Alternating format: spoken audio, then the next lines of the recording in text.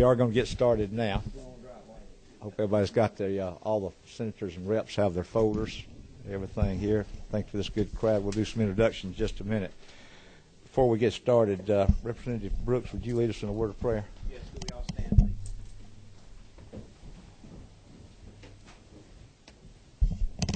Our merciful Father, thank you for allowing us together this morning. As we gather this morning, let us remember the families of Representative Betty Jean Clark, Representative Grace Davis, and Hugh Broom.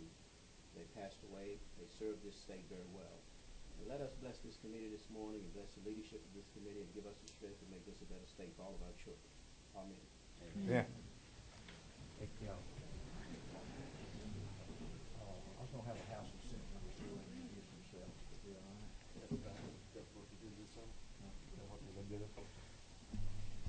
Well, I'd like to welcome all of our House and Senate members back to the Capitol. Hope you've had a couple of weeks off to enjoy a little bit of time, but maybe we get through today and you can have the rest of the summer and not have to worry about some of the legislative issues that we're going to be dealing with. But do welcome you back, and let's go around the room and introduce ourselves, all the legislators and senators that are here. So we'll start down there with Brother Linmore. Come on.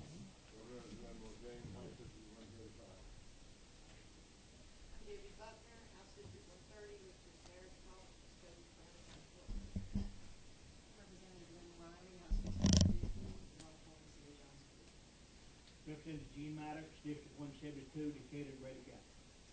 I'm Representative Gerald Brain, and I have Southwest Georgia.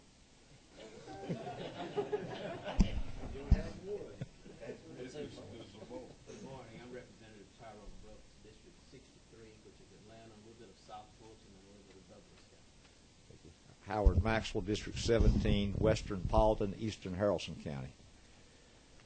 Go ahead, my senator. Tim Golden, District 8, from South Georgia, representing Valdosta, Thomasville, and others.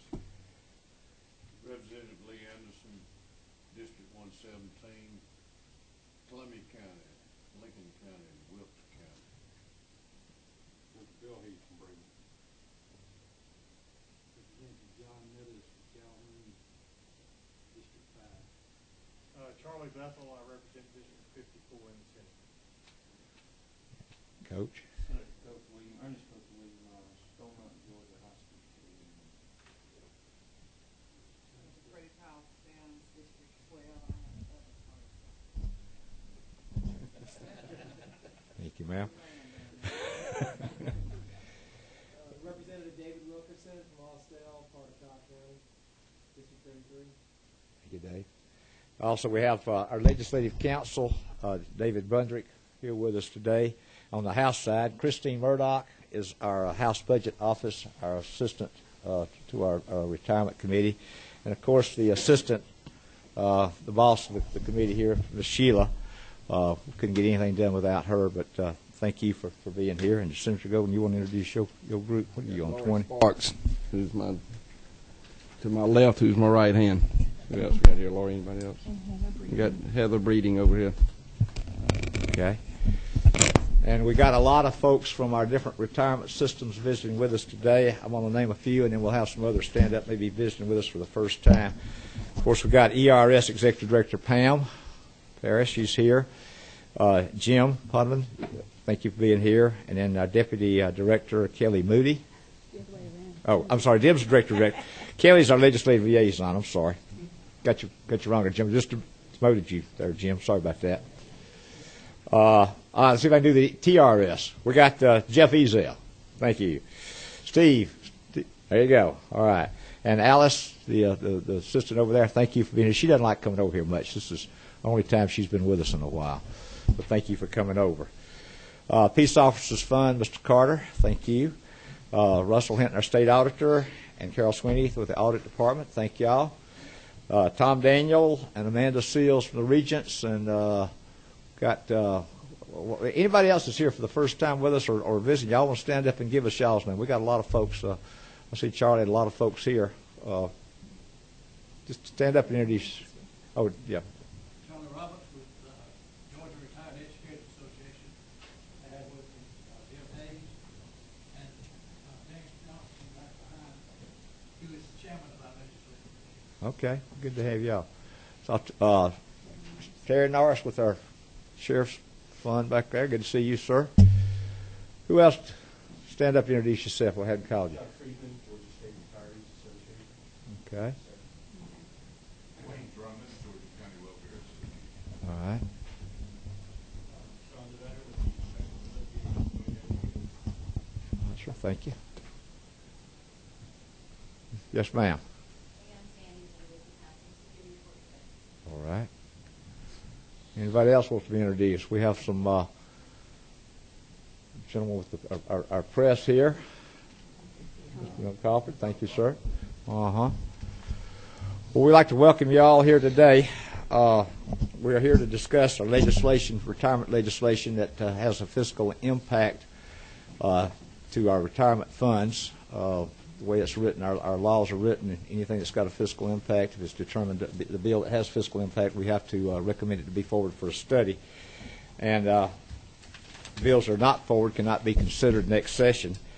And just to let everybody know, the average is about $5,000 for every bill that we send forward. So we need to be judicial in looking at what we send forward. Now, there's a couple of bills that, as chairman, I made a determination that they either couldn't be sent forward. We didn't have funds in a fund to make the changes necessary. So we told the authors that we wouldn't be hearing the bills today. But from 05 through 09, the cost to the state was about $369,000 to study legislation that we move forward. So that's probably not a lot when you look at an $18 billion budget, but still, if we don't have to spend taxpayers' funds, I don't think that's a good use of money if it's not necessary. We've got sort of an agenda on here that we might follow, but Senator Golden, you got any words you want to share with us? Let's get started. Get started. Get it going. Okay. All right. We'll move that one up. All right. Well, let's go ahead and start talking about some legislation. Then we've got House Bill 593 and Senate Bill 287.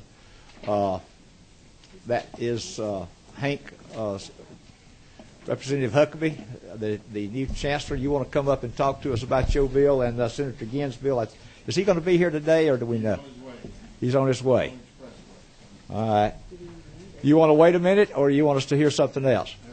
What do you want to do? You want to wait till he gets here so the senator will know what discussions are? Let's postpone that a minute.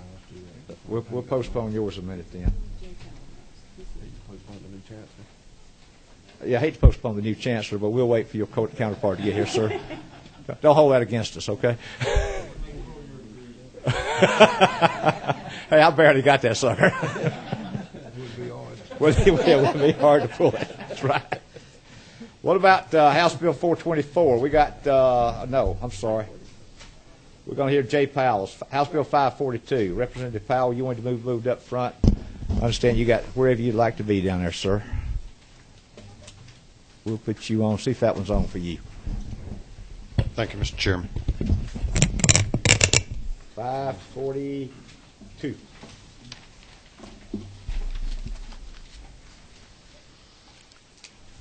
What are we trying to perfect this year, sir? This is to allow someone who is now a member of the ERS to transfer credit and accrued retirement benefits that he earned under the JRS, the Judicial Retirement System. All right. We are going to allow, sorry, I was not listening to you at that time. Allow members of the JRS, so we're going to JRS to transfer to ERS, and also going to allow ERS to transfer back to JRS. Is that correct? That's a different bill. Yeah. This is just JRS to ERS. Yes, sir. That's the way it's drafted. All right. Ms. Ferris, you got anything to add to that? You want to expound on that any at all?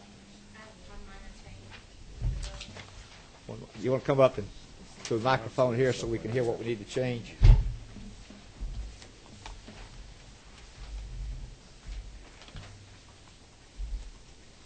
The only substitute we would like to make is at the very end on line 39 and 40. There is language that's really not necessary, and I think it'll just be confusing. It talks about it's calculated as if the member had either elected or rejected spouses, survivors' benefits at the time of the election of the member. Going into ERS, when they calculate that accrued liability, which is what it's referring to, it doesn't take that into account. All it takes into account is the person's entire contributions that they had made, their employee contributions and interest. So the language really doesn't apply. It doesn't matter. It would get ignored. So it's just basically language that probably should be stricken to prevent confusion in the future. So at the end of system, on 39, right, to this retirement system, period. Yes. And then strike everything calculated as if the member had either elected or rejected spouses, survivors' benefits. Correct. From that point on. Mm-hmm. Representative, you have any problem with changing that? Questions from the committee about what this bill does? We have any questions?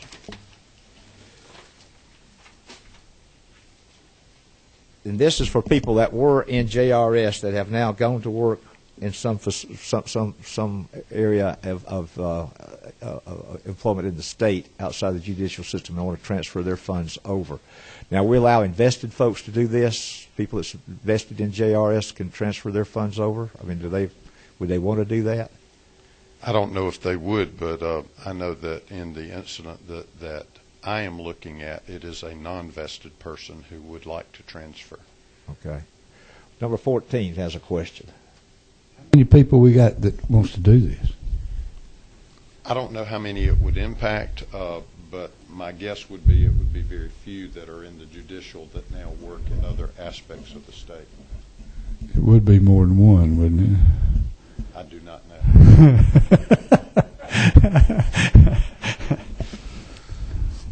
That person right now they're on the state employee retirement plan because they've left the judiciary. That is correct. And they're getting state benefits for that now as an employee. I'm not sure exactly what your question is. The one that asked me to look into the matter for him was formerly a state court judge and was in the judicial retirement system and now serves as an assistant district attorney.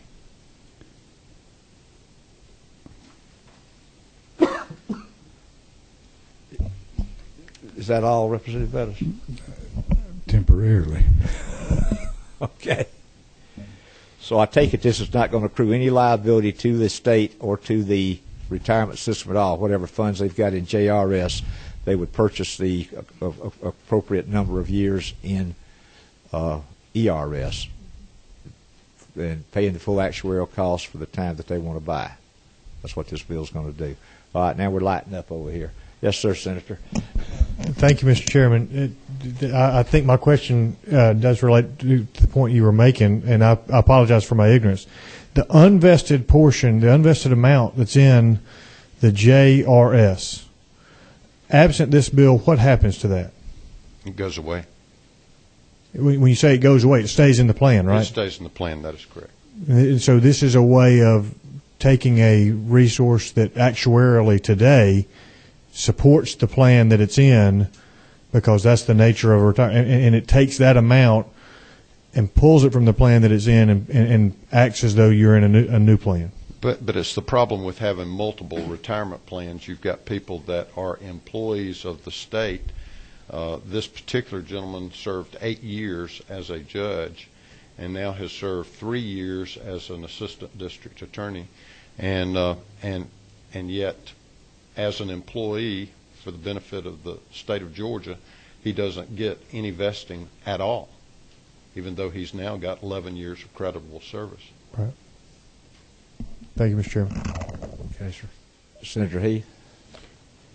Thank you, Mr. Chairman. This seems to be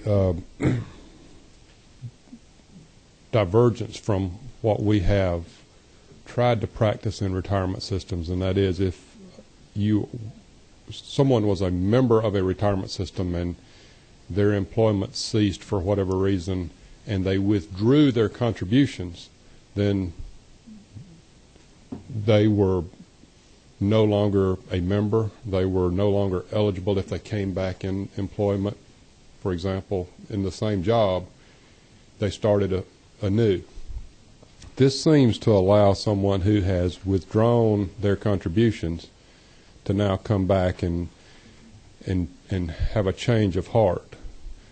I have some concerns about the precedence that this sets. We struggle with issues with retirement systems of people would like to be selective. They'd like to not make any contributions until they see that they need the benefits, and then kind of like buying insurance on your house the day after it burns.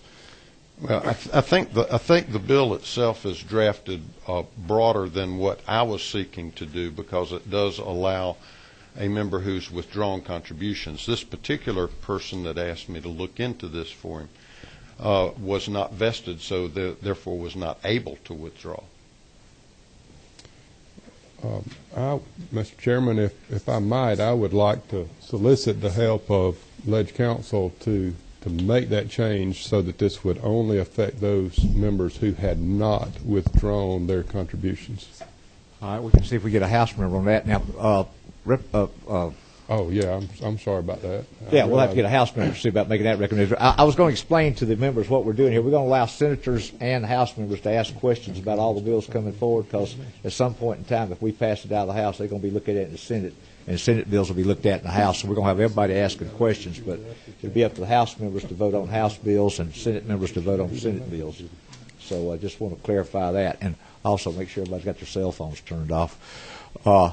Is there any particular reason, David, it was drawn that way? Let me go to our learned attorney. What's your number down there, David? There's no legal reasons. It's a question of policy.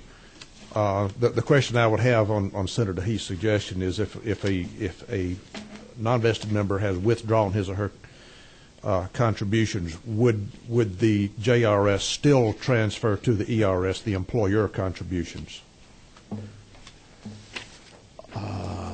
There are employer and employee contributions that are being transferred, and if the person withdraws, he or she is only withdrawing the employee contribution. The employer contribution would stay there.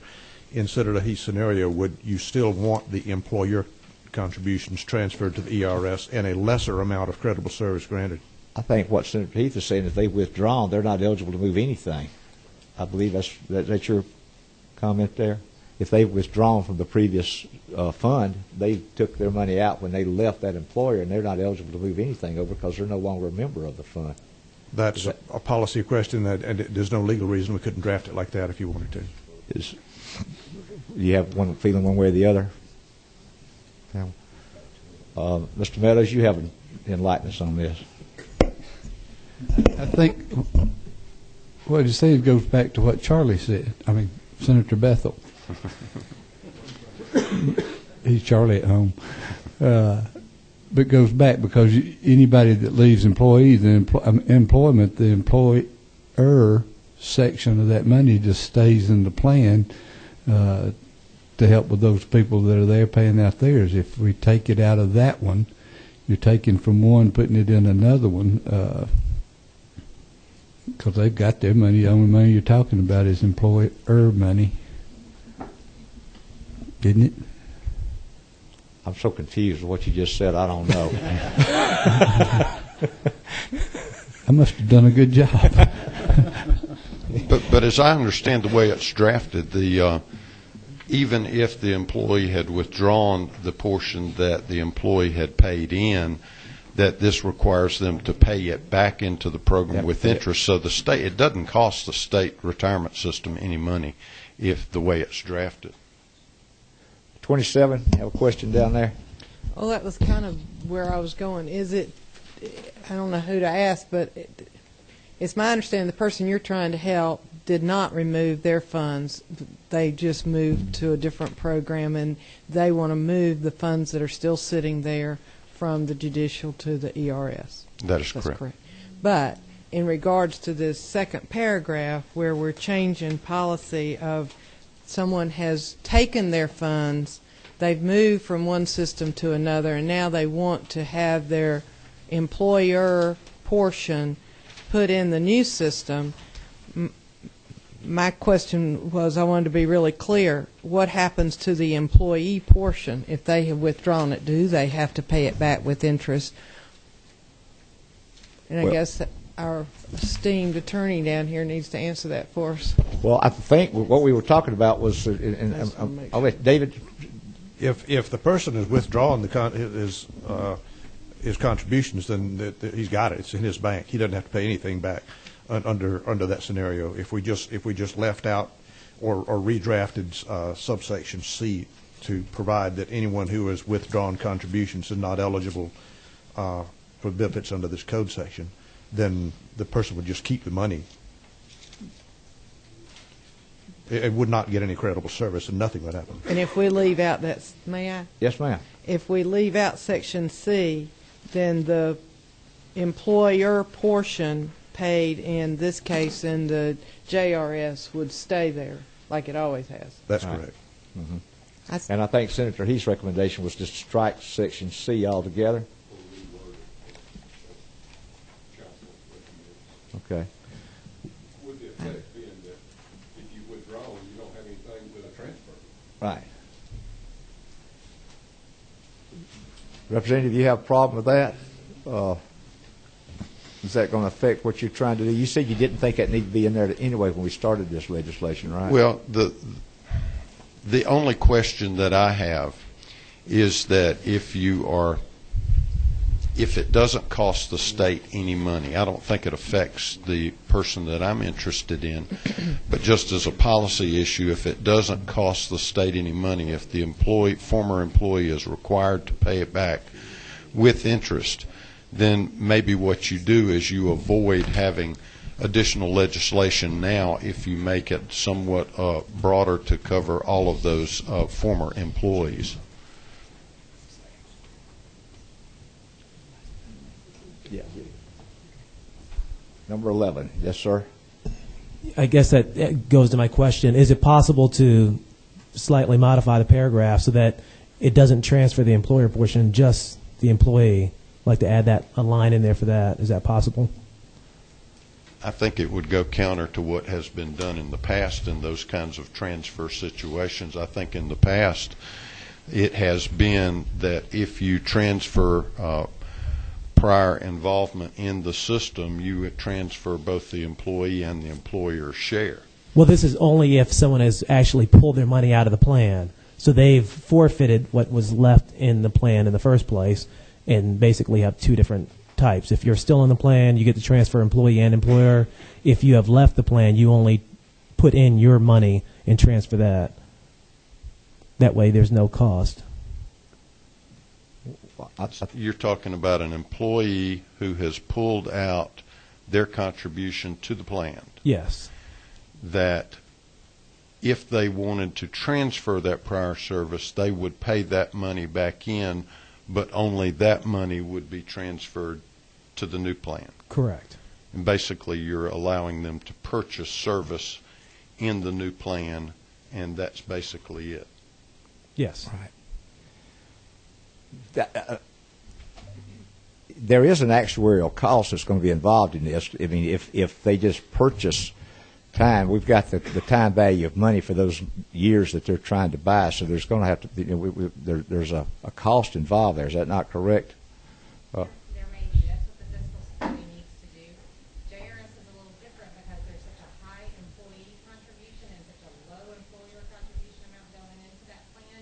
In some scenarios, the actuaries are saying, yes, there will be a cost to JRS, but no matter what, there will never be a cost to ERS. Okay. It's hard to determine until they start actually working it out. Okay, but the question we've got before us is, do we want to allow someone that has withdrawn their funds from JRS to come back in and put that money basically back into JRS and then transfer the whole amount over to ERS? That's basically the question before us. Is that not right? Mr. Chairman, my comment is more about the policy that prior to today, we have always treated the situation where an employee withdraws their money. They're no longer a member. They don't have any value in any former system. Mm-hmm. And to allow someone who has withdrawn to do something with prior time is a divergence from the policy that we've had to date. But as I understand the representative, that's not what he is seeking to do. So if we make this change, he still accomplishes what he is seeking to change without us making a change in our long-term policy dealing with retirement. All right. Representative Butler? It's just Oh, still on from last time. Okay. All right, so we've heard the comments. What's the mind of the committee? Okay, David, enlighten us. Mr. Chairman, just as a comment, the subsection D on line 32 provides that I believe that if a member who is eligible to transfer employer and employee contributions over, if that does not purchase the full amount of number of years that he or she has actually served, then he can put in his own money from whatever source to buy more time from the ERS up to the actual amount of time that he has worked. If someone has withdrawn from the system, you could still give them that option of using their own funds to pay the ERS whatever the full actuarial value is, and there would be no impact on the JRS, but it would give them the option, if they had that employee contribution which they withdrew sitting in a bank somewhere, if they wanted to, they could purchase time in the ERS, and it would have no impact on anyone. But if we allow that, if we strike Section C out, would it be possible to strike out Section C? That's somebody that says has withdrawn here a contribution from the Georgia Judicial Retirement System and then want to buy back in? I would probably have to reword it to give those people who are no longer in the JRS, who withdrew their contributions, the ability to purchase creditable service. But that is something that we do fairly frequently, is allow people to buy creditable service with their own money, which is what it would be. But you're saying Section D takes care of that. Well, I would have to emphasize the fact that someone who has withdrawn the contributions would have that ability. All right. So the way the bill is drafted, Section D would let them do that. But if we take out Section C, that would eliminate altogether the people who had withdrawn their money. So I would have to put some provision in here saying that if you've withdrawn your money, you can still get credible service, but you got to pay for it yourself. Pay for it yourself. Right. Yes, sir. Would it be proper for me to make a motion to allow him to do that? Yeah. So moved. All right. Now, can you work us up some wording on that and have us something a little bit? I will do that. I don't have it at the moment, but I'll have to. We'll try not to ask you a lot of questions on this next bill then. But if we make the any other questions regarding this bill, he's going to reword this so that people that have taken out their funds don't buy back into the system, but they could take their private money and buy a number of years that they could purchase, I guess equivalent years in ERS that they had in JRS, and word it that way. Is that which is done anyway, isn't it, David? I'm sorry, sir. Don't we do that anyway? I'm sorry. I was reading. I didn't hear the question.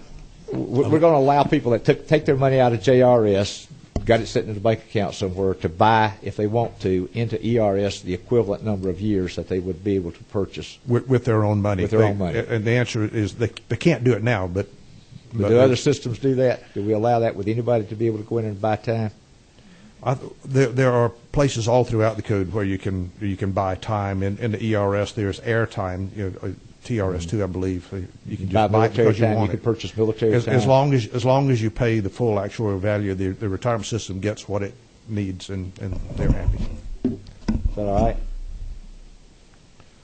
Senator, you okay with that? Sure. I was under the impression that you could not. In other words, if this member has withdrawn, then they don't have any time. So there's no, there's nothing out there. They're not a member of JRS, so they don't have JRS time. I don't think that a new employee or a 10-year employee to ERS can go buy 5 years worth of time. There are some special circumstances where you can get credit for some military service and those kind of things, but I didn't remember that you could buy. They can. So if that's not a change from policy, I'm good with that. Okay. Thank you, sir. All right, we have, wow, I thought that was going to be 5 minutes. We'll be here longer than what we're going to think. What's the mind of the committee moving this bill forward? Right now we got it would be approved with committee substitute. That the wording will come here shortly. Y'all want to wait for the wording? All right. All right. Can you hang around a few minutes, Representative? I can. Till we get this wording, and then we'll come back to your bill. So we'll postpone action on 542 till we get the wording. All right. Who's got an easy bill there? Who's got that? Okay.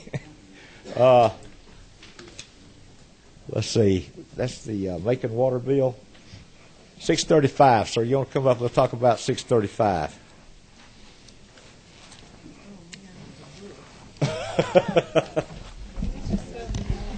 Oh, we got a sub on that one. Wait a minute. Don't get crazy with the one you got. We got a sub on that one already. It's only 49 pages.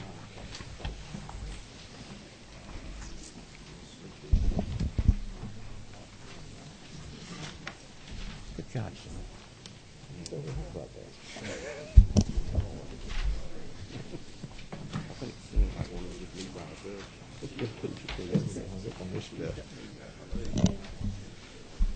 Oh, thank you. Yeah. Is your guy still not here yet? Okay.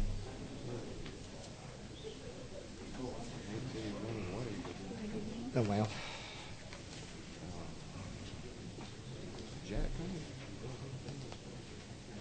Have you heard from him?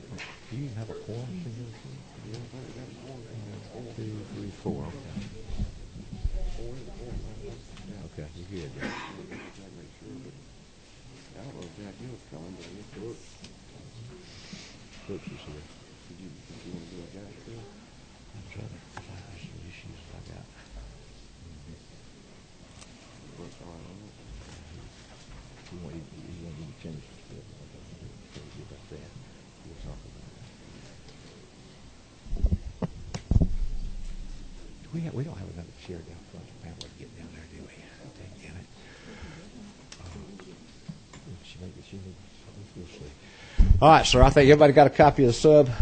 Introduce yourself, if you would. I met you a while ago, sir, but if you'd introduce yourself to the committee. Sure. My name is Tony Rojas. I'm the executive director of the Macon Water Authority. The Macon Water Authority is a separate governmental entity. It was created by an act of the state legislature. We exist, our operations are funded purely by the revenues from our ratepayers. We're not associated with any of the local governments in Macon and Bibb County. We serve all of Bibb County, provide retail services in Bibb County, and retail and wholesale services to portions of Monroe, Jones, and I think we'll shortly be providing wastewater treatment services for the city of Byron. The reason we're here today is back in the 50s there was a water board, and the pension plan that they created was created by an act of the state legislature. So over the years our pension plan has been a state bill. We are in a position where our unfunded liability is growing for this plan due to the stock market and changes we're having to make to the plan as our census lives longer. We have to change our mortality tables, change our assumptions, and the benefits under this plan are becoming unaffordable for the water authority. We initially intended to introduce a bill that would have decreased benefits for employees, grandfathered a certain group, and increased what employees paid and the water authority paid so that it could fund the bill. Working with David Bundrick, who has been provided excellent guidance, he pointed out that that would be unconstitutional. So therefore what we've done is we've introduced another bill. This bill, succinctly what it does, it restates the pension plan as it is, since it's been modified from time to time over the years, so that you've gotten one bill all of the plan. Secondly, it makes it so that employees hired after July 1st, 2012, which is the effective date of this plan, it's the effective date of this legislation, cannot participate in this plan. Any new hires after July 1st, 2012 are not eligible for this plan. The authority will create a new plan, which it is allowed to create. It will not be statutory. It will not be through a legislative bill, if you will. Employees who are currently employed and employed up to July 1st, 2012 can voluntarily participate in that plan if they want. The next thing is there's one change in calculating benefits. Currently, benefits under the plan that we have are calculated the last 3 years of service. We want to change it so there's a minimum of the last 3 years of service or the highest 4 years out of your last 15 years, concurrent 4 years. And then finally, we've added language for federal law so that our plan maintains its qualified status. And I believe that's everything. We've included language that employees can pay their 6.2% pre-tax. We feel like that's allowed already by law, but we're just doing that to clarify things. And that's the gist of what this does. Basically, are you going to like a 401k, going from a defined benefit to a defined contribution plan Yes, under sir. the new one? Yes, sir. What we'll do is the authority currently is required to provide 6.2%, which is what employees provide. But the way the plan's set up currently, if our unfunded liability is greater, we have to contribute more. Right now, we're contributing an additional $300,000. We're going to go to a plan where the authority will pay 6.2%, employees will pay 6.2%, and what you'll get is what your individual account earns. Okay. And that will limit our liability to 6.2% going forward. And then you have to have the resources in place to continue to fund this long trail of employees that are in the old plan. That's right. And we've made provisions to do that. It's not a part of this act, but the Water Authority recently voted to increase our contribution above the $300,000 that I mentioned. We're paying 6.2. We're paying an additional $300,000 because of our last actuary to meet the state minimum funding. We had to pay $300. The board's going to pay an additional $500 in addition to that, so that'll be $800,000 more than the 6.2%. So it's very expensive for us. We will allow employees, if they're eligible for the new plan, to transfer that to that plan, and it'll be purely voluntarily if they want to do that. That'll be all internally. Once we get this bill passed, and then whatever y'all do in the future, you'll do it on your own down there as the authority of the board. Yes, sir. Any questions from members on this bill? Now, is there also just cleanup language added in here, Pamela? Was this all their language, or was this any of the ERS cleanup language here? This is all the making y'all needed just to put it in place to make sure that you're complying with all the federal statutes and everything that's changed. So the Yes, cleanup sir. language is for your board itself. It allows us to keep a qualified status. Okay. All the things that we did for, I think, TRS the other year, we had to make some cleanup language, making sure everything maintained It's for the qualified. benefit of the employees from a tax perspective is what it amounts to. Questions? Anything, sir? Jump in here, buddy. All right. There's no questions. We need to move from the committee here. Got to move due pass on the House side from Chairman Meadows. Get a second? Well, Freddie can't vote on our bill now. I'm sorry, Freddie. You forget you're in the Senate now, darling. Keep telling her. I need a House member to second. All right, we got Representative Buckner and Tommy Benton. All right, if there's no questions, we got to move and second all the House members in. We will vote by saying aye. Any opposed, like sign. All right, sir, we've moved that one out for you. Thank you for being here. Told you we had an easy one. Thank you. Hope the rest of them can be this way. Thank you, sir. That's the thickest one, too. And that's, we had to do that as a committee substitute. Representative Chairman Meadows, we approved that as a committee substitute. Okay? Help me get that straight now. Is your senator? Hey! All right. Good to have you here, sir. David, have you got the language we're looking at? All right. Let's finish up on Mr. Powell's bill. Representative Powell, you want to come back up so we can get you on the road? I understand you got places to be here in a minute, too.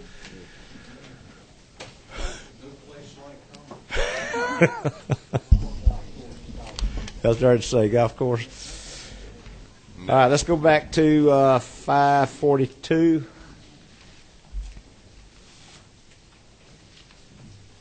All right, David, you want to share with us what you have on section C? Yes, sir. I'll just start reading at line 13. Of course, I'll have to change the title of the bill too, which I won't bore you with. But I had to make several changes. Starting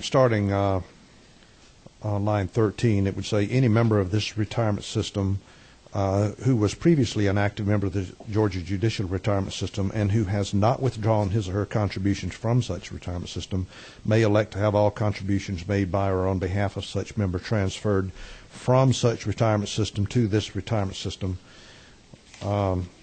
Any such member shall notify the Board of Trustees of each retirement system not later than December 31st, 2012.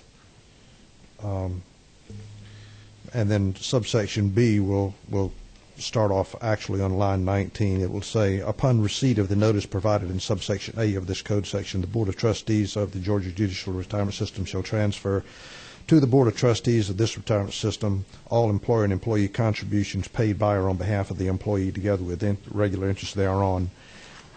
And then it will continue, the member subject to this subsection is authorized but not required to pay to the Board of Trustees such funds in addition to such amounts as the member desires up to the amount of service credited up to the amount of service credit with which he or she was credited in the judicial retirement system. I'd like to smooth this language out a little bit when I sit down to it, but basically it allows the member to do what subsection D does now. It just moves subsection D over to apply to the member that we're talking about who has not withdrawn his credit. Okay. The result would be that the employer and employee contributions to JRS would transfer to the ERS. And if that didn't buy all of the years of creditable service he or she had, then he could put in some more money out of his own pocket to pay the balance, or to obtain the balance. Have I confused you? No. So moved. It continues. I've got a little bit more. A subsection C gets down to what you were talking about. If a member of this retirement system has withdrawn his or her employee contributions from the Georgia Judicial Retirement System, the member may obtain up to the amount of service credit with which he or she was credited in the Georgia Judicial Retirement System by paying to the Board of Trustees an amount equal to the full actuarial value of the creditable service granted as determined by the actuary for this retirement system. Sure. Chairman Meadows. I'd like to make a motion that we move it forward for study as amended by Legislative Council, and he can smooth it out later. Can't understand it. I move it for study. We send it forward as a committee substitute as amended by our Legislative Council with a little smoothing of the wording in there. But the gist of the bill is what we've discussed. Got a move? Second. Any other discussion from House members or Senate members on the bill? All in favor of the House members, let me know by saying aye. Aye. Any opposed, like sign. Thank you, Representative. We will smooth that out for you. Thank you for Mr. your Chairman. patience. Appreciate you, sir. Okay, let's go back now to House Bill 593 and Senate Bill 287. UGA, fellers.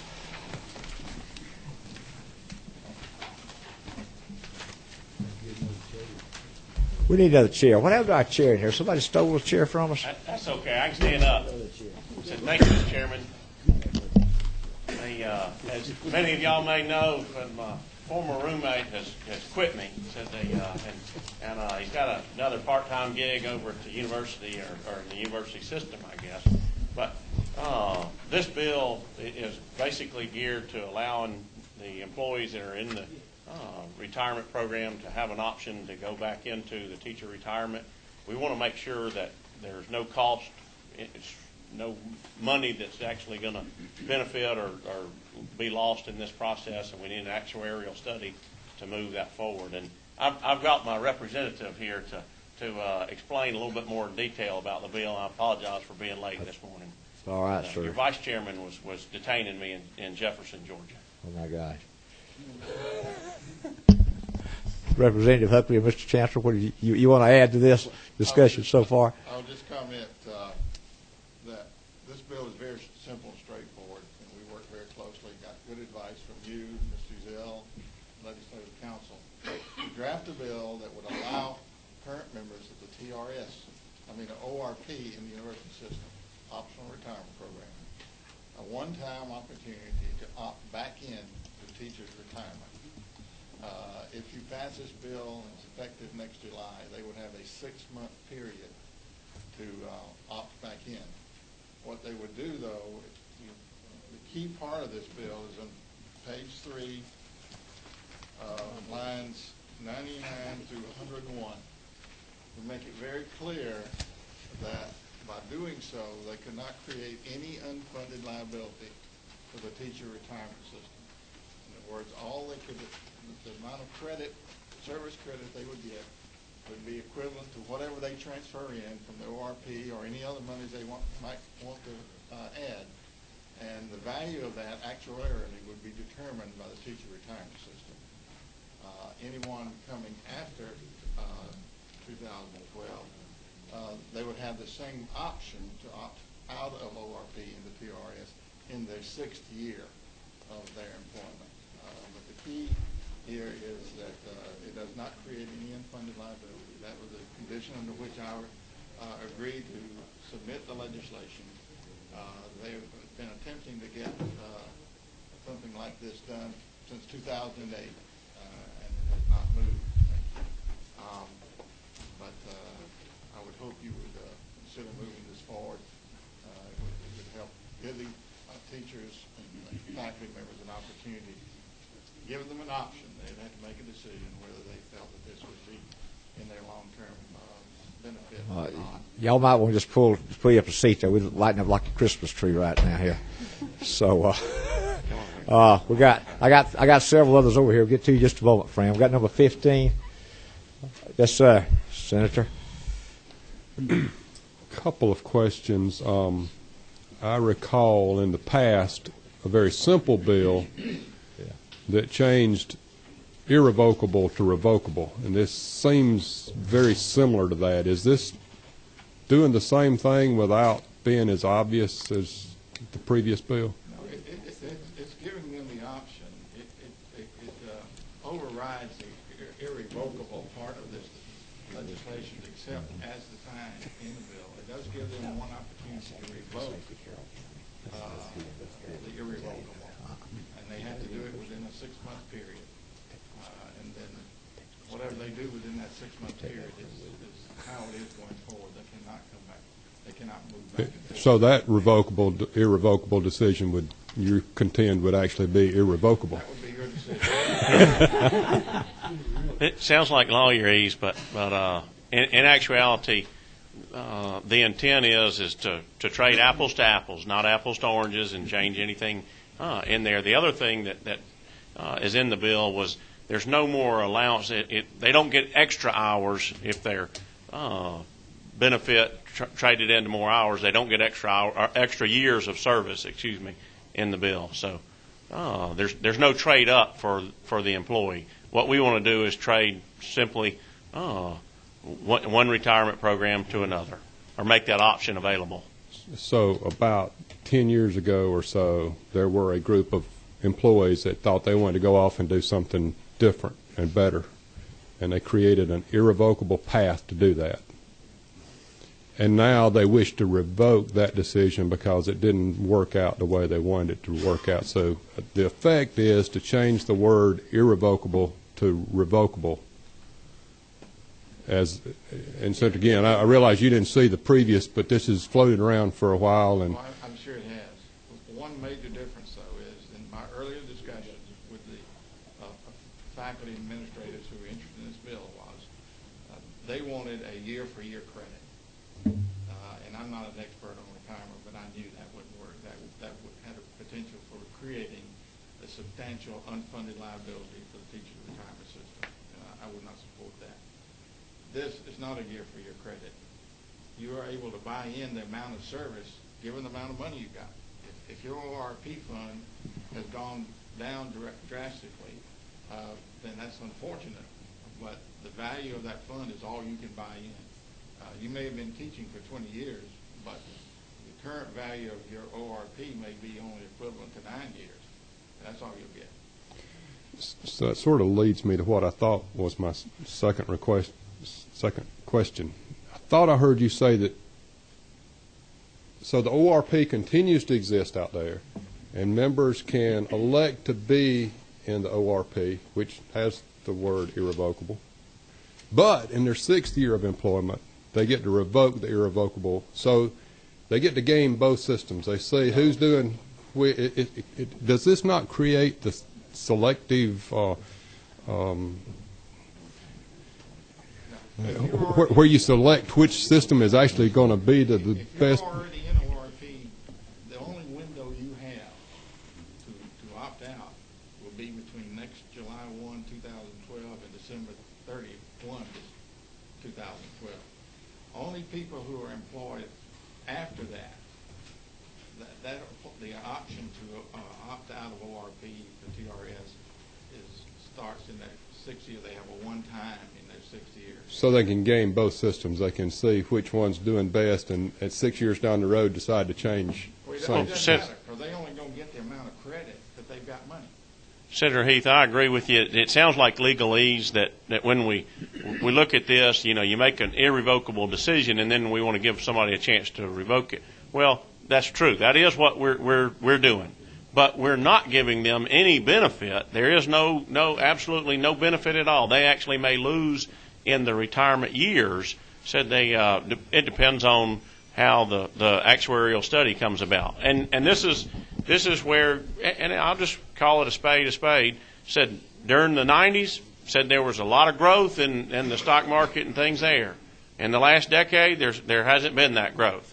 So people are looking and questioning that decision. And quite honestly, what we're trying to do is give them an opportunity. You can take your pick. If you want to take your chances one way or the other, all life is full of chances. And what we're trying to do is give them an opportunity to go through that door or not. And this will give them one more shot at it, but it doesn't give them.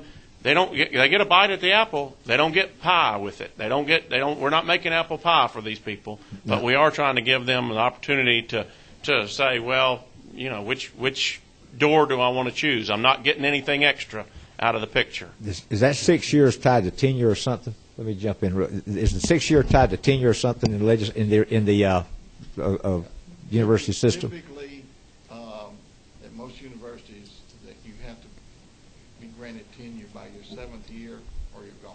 Okay. And that's really. We got a bunch of other questions here, Senator. Can I get somebody else to lighten us on this? Yeah, I got a feeling they're not going to change my mind. All right. You're already for it. You'll have opportunity to vote on that. I got number 13 that's been waiting patiently. Thank you, Mr. Chairman. And if I could, I've got two questions, and I thank both of my friends for bringing the bill to us. Let me start by saying a lot of members of the TRS and the ORS, I had the benefit of being taught, and most of them taught me that decisions have consequences. So I come from the standpoint of, we made a choice. They made a choice, and now if it didn't turn out the way you like, I have a little bit of problem with that, just philosophically. Regardless of whether it's apple pie, it's a choice, and you make it, and then you live with it. My first question is: has anything substantively changed in the world since we put this program in place, such that somebody sitting at the time when the decision was made would have been sort of waylaid? In other words, is 9/11/2001. Okay, and that affects these folks any different than who? Nobody. No, I think what's happened, honestly, and there's no question in my mind that the greater interest in this was triggered by the stock market change in 2008. However, related to that, I think many well-intended people have found out that managing a defined contribution plan is very complicated. If you're not well-versed in the market and understand and follow those kinds of trends, if you don't have expert advice to tell you when you ought to rebalance your portfolio, when you ought to change your asset allocation, you need to be doing this once or twice a year. And what has happened, so many of these folks, brilliant chemistry professors, but they don't know a darn thing about the stock market and managing retirement plans. And they probably in 1991, 92, whenever they came into the system, they signed up with Valak or Fidelity or whoever, and they put their funds, picked out a couple of 3 funds, put their money in there, and never looked at it again. And so they've learned a lesson. I hope they have. That if you don't manage your retirement, if you're going to be in a defined contribution plan, then you stand a good chance of not doing a good job. And I think that's where a lot of folks are caught right now. And I sincerely respect and appreciate the paternalism for PhDs and all these folks. But I really do. But it does a little bit. As someone who deals with folks who work on a line and manage their own 401k, it's a little bit just offensive to me personally. But my second question is, and I hear my friend Senator again talking about, we're not the drop off. One of the things that I want to at least understand here is that, let's say over the next 6 years after this goes into effect, let's say there's a significant run up in the market. Any intelligent person would reap those benefits on that 6th year and salt it away. In other words, they're going to buy in more than where they would have been if they'd have been in a defined benefit plan. In other words, what we're talking about is if they had 20 years of service and it's only 10 years worth of money, they're going to go back to 10. What if they're only 10 years in or 6 years in and it's 12 years worth of money? They're lumping a whole bunch into. Now they've bought the risk out of the system and left the rest of the ORS folks high and dry because the market is more volatile. Well, someone currently in the system couldn't be able to do that. No, I'm talking about somebody who gets hired. Let's say someone who's right now in school gets hired 2 years from now. They go into ORP, sorry. Too many letters for me. They go into ORP, and over the next 6 years from the time they're hired, there's a dramatic run-up in the market, which happens. That's the nature of the market. And so their plan, all of a sudden, they've got a big bank account. Any competent financial advisor would say, hey, look, you need to pull it off the table. Roll it over here to this other system and lock it in. Is that am I missing that, or is that not possible? I think what they would be able to do is they could not buy more than the 6 years. Whatever they have in there, they could buy 6 years retirement. That's all they could. What purchase. About the balance? Well, or would they leave the balance in the ORP? That as much as we're talking about when it goes down, all of a sudden you're left with less. Sometimes that's the nature of the market. You're right. I just want to make sure we're sort of all on the same page. You're right. That's good. Thank you, Mr. Chairman. Let's see, number 12. Thank you, sir. Thank you, Mr. Chairman. I got a couple of questions. I'm trying to understand. The region set this plan up, right? It's the Regents plan. When we The ORP? Yeah.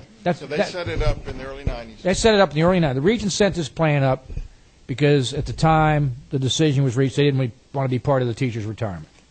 Right? I mean, I'm judges get the history. They felt that the teachers' retirement was too it just didn't do enough for them. It was brought on by many people coming into the university system from other states, other universities, who had a similar program in those states, and they wanted an option other than teachers' retirement. Also, there's some culture within higher education that some of these folks move around. So they wanted a plan that had some portability to it. And so the university system proposed that plan. I think there was some reluctance by teachers' retirement system to support it, but it is in place. And not everybody in the university system had the option of going into the ORP. Gradually it was, as I understand it, broadened somewhat, but usually it was very high-level administrators or, These are your big dollar people. Typically. Okay, yes, okay, right, okay. Right. All right. So now we're saying, okay, if you've been here in your 6th year, these are the people we're going to give the option to leave. Is that right? No. That 6th year thing applies to people employed after July. After July. 2012. That's what I mean. After that, going forward. Right. All right. So we're going to allow certain people, if they want, they can now opt out of this system and go in the teacher retirement system. So we're going to still have a lot of people, I assume, I don't know the numbers, I don't know how many people are involved in it, in this Regents retirement system, right? Some people are still going to be involved in that program, right? Oh, yeah. Everyone will not opt out of ORP into TRS under this, even if this law passes. Again, my question goes back to the rest of us that are all on retirement plans, who also took a hit in 2008, everything else, and didn't necessarily like it either. Why are we doing this for these people? Why are we going to single them out and give them this option? Okay, what's the point? I mean, I don't understand. You're talking about if you've got a problem with the Regents retirement system and you don't like the returns you're getting, I would think that they could go out and hire some new money managers. I'm trying to see why we're going to put this in the teachers' retirement system now after this decision was reached. We're all big boys and girls, made that decision, and now we don't like what we've gotten, so we want to take our marbles off the table and get in the other one that's got better returns. I mean, that's the bottom line here, is the fact, we're looking at our plan, and look how well this is planned. We better get on board now. Am I missing something? There's no question there's some of that. But they're not going to get year-for-year credit. I mean, you may have worked 30 years, but in the final analysis, given the value of your plan, you may only get 10 years credit in TRS. I got one final question, Mr. Chairman. Yes, sir. But I go back to the fact, why are we doing this specifically for these people? It's to assist them be better prepared to retire. In some cases, and this happened in other universities in other states, because they have taken such a hit in their retirement benefits, they may have to teach another 10, 20 years. And quite frankly... Representative, with all due respect, don't you think that's happened to everybody in this country? It may have, but I'm not representing everybody. Not yet. Anyway. I think you answered my question. Fran, let me Bill, let me give you a few numbers here. I got this from I think ERS and ORP, but on July the 1st, 1990, there were 2,400 eligible TRS members employed by the Board of Regents that transferred to ORP. So that was back in July the 1st, 1990. I think that's when Representative Coleman, Chairman Coleman, developed this plan and this initiative in 1990. That ought to clear up a whole lot for us right there. As of April 30th of 2011, we had 12,000 Board of Regents employees that were members of the ORP. We had 32,300 Board of Regents employees that were members of TRS. I got a chart here, a rough calculation that I think Jeff and them put together for me on the a salary option of 200 state employees. The average salary was for a professor was about $135,000, And if they, if I got my numbers right here, for a male, 60 years old, trying to transfer 10 years service, his average salary, assuming certain assumptions right here, he's going to have to come out of pocket probably $119,000 to make that transfer. It varies down here. Now, there's a couple of things you need to be aware of. A female trying to transfer service over, the life expectancy on the female is going to be longer, so they're going to have to pay a larger amount of money difference, because they still, at this current time, well, I won't say they made less, but okay. Senator, again, you got to comment on. Mr. Chairman, one of the things, and we can play the numbers games all day long. One of the things that I want you to understand, this is people made a decision. Said, where'd Senator Heath go? Said they don't like the necessarily the decision they made. They'd like to rethink that decision. The actuality is that right now they've all taken a hit over the last decade. Mm-hmm. Said there's nobody out there, to Charlie's question Senator Bethel's question, said that they've got all this extra money that they're going to go get something and pocket the money. If you're ever going to open a window for somebody to step through, it's better for them to step through when they're not there's no cake for them to get out off of that bite of the apple. They're not getting anything extra. Said what's going to happen here is every one of these educators out there who are, just like we said, we're not all money managers. Said they're going to go in, and they're actually, I guarantee you, probably 90% of them are going to pay extra to buy in the years. If they want to buy the equivalent number of years, they may end up with a lot less years. But there's no way that they're going to get anything extra. And all we're asking for is the actuarial study that says, hey, we want to give those people a chance to rethink what they've done. They may be great. The university system doesn't want to lose these people, and if their frustration level is such that it is, you may lose some talented folks. Because their portability, it's a way to keep them here in Georgia. We got 4 more questions. Let's try to move this along here. Representative or Chairman Coleman, I think you've got to enlighten us here. Well, isn't it true that, of course, Louise McBee, that was in 91, I think 90 and 91 we debated this and talked about it. And, of course, I remember that wise lady, Louise, and those guys sitting there nodding their head in the audience remember saying, guys, you know what you're doing. She fought this really, she worried about this, but wanted to give them the right to do this. But if I'm not mistaken, their argument that they gave us was portability. Am I right? I can take it, move it. I'm moving a lot. I need it. The second thing was the management was the one making the big money. They wanted the flexibility of putting in all they wanted to. Is that correct? I mean, they could put in more. I mean, is that not correct? Dave, is that correct? They could put in all they wanted to, and they were making big money, and they could take it with them, the flexibility. Whereas, but now, we warned, the warning was given, as we did to the e-employees retirement system, went to the blended program, that, let me tell you, defined benefit is guaranteed the rest of their life. Am I correct? And they're finding now that they thought they would have more, am I correct? Thought they were going to have more, but when this has happened, they're willing to take this cut, this slap, and lose 5 or 6 years because, baby, those 5 or 6 they're going to be guaranteed the rest of their life a fixed amount. Is that what they're, now, if we're really that's talking about it, they want to guarantee I'm going to have something the rest of my life, and this other way I may not know what I'm going to get. And we warned them of that. We said that. Now, is that correct? Yeah, but in doing so, we're not creating any... I know we're not, but what they're wanting, they want to come back in.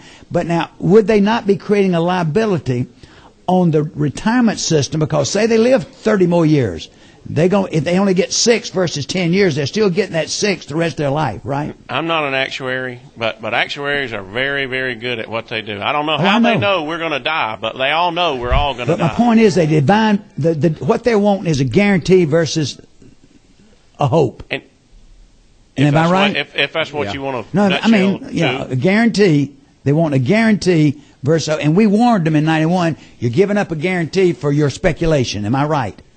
Dave, is that correct? I'm sorry, Dave. That was on the committee with me. We warned them that. I don't know what motivates them. Yeah. But, you know, I would agree with you from a personal standpoint. There was a bill a few years ago. Yeah. I know that my dear friend Louise McBee opposed. I know she did. And it gave, not just a few years ago, I know. gave the opportunity, a window, for a certain group of employees at the University of Georgia who are very good football coaches. I know. I came to Who locked out, and I warned personally some of those coaches, don't do this. I remember them. Got the autograph, matter of fact. It was a lot of fun. You know, they're going to get a guarantee. I mean, That's what they're it's after. a rational decision at this point for them.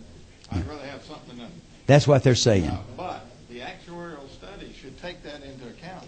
Right. So that we are not creating any unfunded liability. If I thought we were going to create any unfunded liability, Yeah. I wouldn't be here. I would not be here. My only concern is, I'm with you. Coming in, it's going to be nothing. But where the unfunded liability, I'm afraid, is going to be, is in the long term. They see that they're going to guarantee that money forever. Well, that's what the actuaries, I think, will. Yeah, they'll show that. So that's what they show. If we send but I just want to be sure. For a study, that's what we would show, and that's what we'd come up with the dollar amounts that's going to be. Yes, that's what. Because I'm in TRS, and I don't want to mess with my. Yeah, that's why I just want to be sure we did what we said. Number 22. Thank you, Mr. Chairman. Kind of following along with what the two senators mentioned a while ago, and also what Representative Coleman had to say. I have a concern, and I know the actuaries are going to be looking at this, but if you got somebody that comes in and buys in so many years, and 20 years down the road they retire, most of those professors are making a lot more than the teachers are going to be making. And I'm concerned with the added liability of their salary compared to what they put in relationship to what the teachers have put into the retirement system. And I don't know whether Jeff can shed any light on this or not, but I've got some concerns about that. We'll have Jeff come up in a minute. But I think, again, that's the full actuarial cost. Should hopefully smooth that out for us, because we've got 32,300 Board of Regents employees that are members of TRS now. But if they've got only enough money to buy in 6 years of service, then they're starting at 6 years, and they teach another 23 years, then they put in all they're going to put in. Am I not? Is that not right? Yeah. And then they start pulling out, and they're pulling out 60% of $150,000 or $200,000, whatever it is they're making. That's going to be a whole lot more than what they put in, or what any teachers would have put in. So that's a concern that I have. Okay. Thank you, sir. Number 28. Thank you, Mr. Chairman. Two simple questions. Thank you. Did the two retirement systems agree on this bill? Well, there's not really, the ORP is not really a system, I don't think. That's they just self-direct their funds. They're pretty much a self-directed. Jeff's put some numbers together. He can address his thoughts on this for us under the TRS. We'll get him to speak to it in just a moment if you'd like, sir. Yes, and my next question is there any additional liability to the state? That's what we've made sure of. We're trying to make sure it doesn't cost the taxpayer a dime, and we don't want it to cause any unfunded liability to TRS. That was the argument that we made 2 or 3 years ago when they had the bills that wanted to transfer equal years, and we killed them and never let anything go forward, even for a study, I think. That we just killed the bills, but we said we'll entertain it if it's not going to cost the TRS or the taxpayer a dime for the decisions they made. So hopefully it wouldn't. That was our plans in this bill, sir. Thank you. Jeff, you want to come up and share anything with us on this?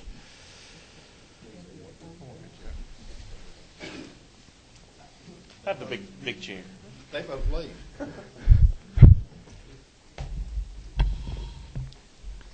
Good morning. As far as from the system standpoint, the way this bill is worded, if this is the policy that this committee wants to wants to implement. This bill is worded as about as good as it can be worded. There will be no financial impact on TRS because it is a full actuarial cost piece of legislation. They can only establish the amount of service that they pay to us, and that would be actuarially calculated. So providing everybody lives as long as we assume they're going to live and unfortunately die, there will be no impact on TRS.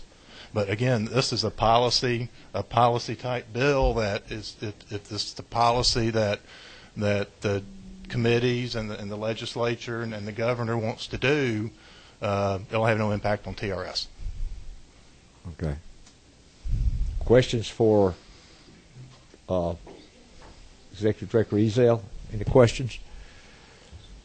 So they would take the amount of money they got in their ORP account, transfer it over. They're going to have to pay the amount of the employer's portion, the employee portion, plus the interest that would have accrued over whatever number of years they want to purchase. No, they're going to have to pay what the value of the projected future benefits for their lifetime is going to be. Okay. That's why it's going to be rather expensive. Okay. So in other words, we may assume, we may have assumed that an individual who would come over is going to receive over their lifetime $400,000, okay, in future benefits. That's how much it's going to cost them, more or less, to establish that service. Okay. So it is the amount that's going to be paid out to them over the estimated lifetime. Well, they may not a lot of them want to do it. They may be cost prohibitive. There may be a good portion of them that don't want to do it because the stock market's going back up. I got two questions here. Number 13. Just a quick procedural question. Thank you, Mr. Chairman. If the bill passes, I'm not talking about the evaluation of the whole bill. So if the bill passes and a member of ORP is making a transition and they do that actuarial evaluation, that one, who pays for that?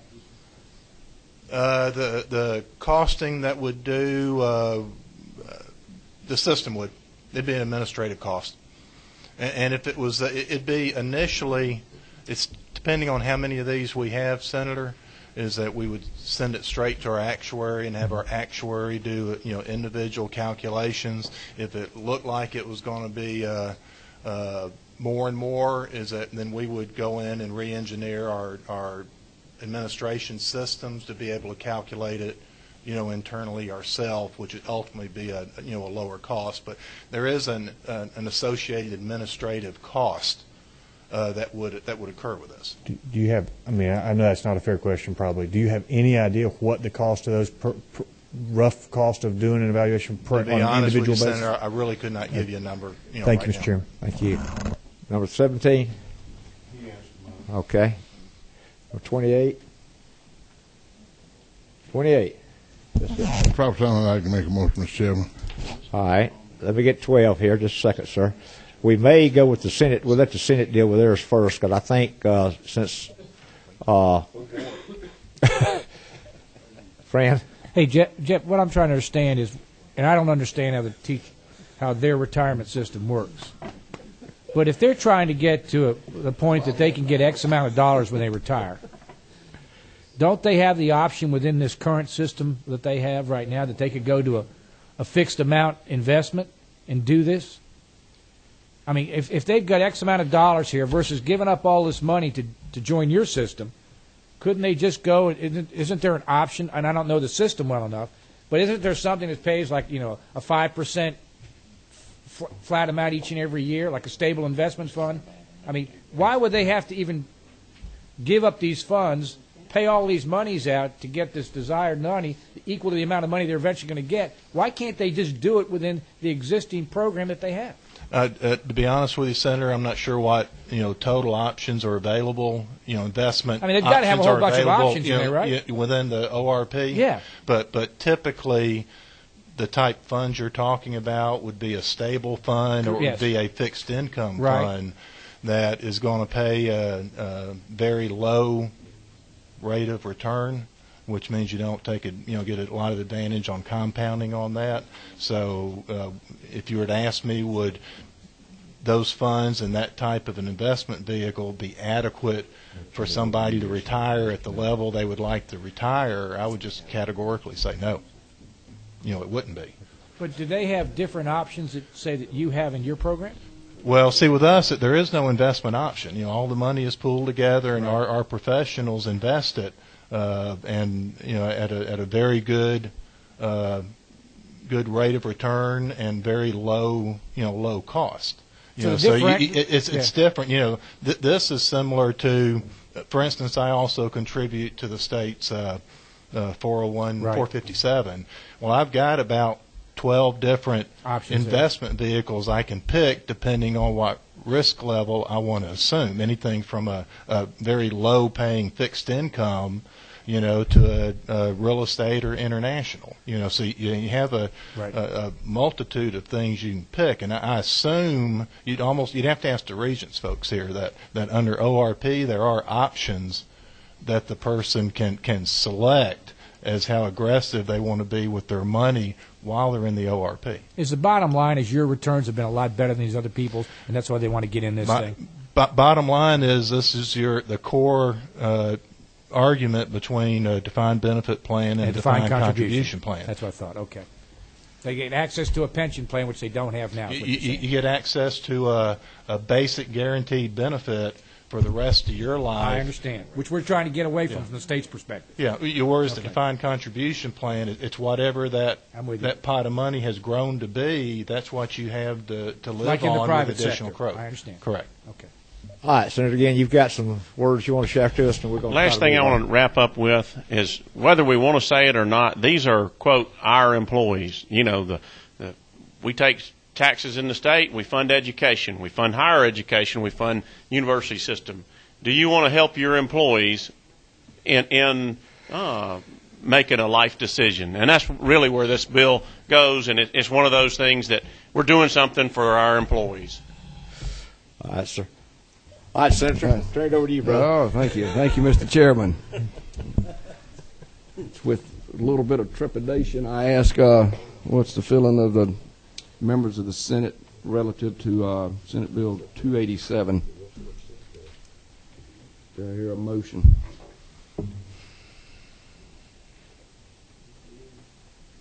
Do I hear a motion? If not, it fails for lack of a motion.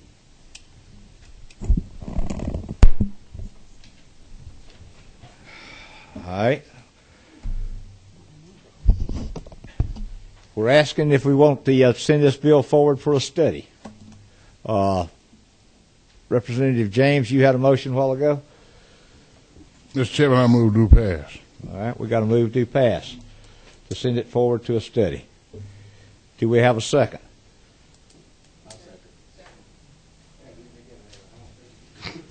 Freddie, you keep forgetting where you are, darling.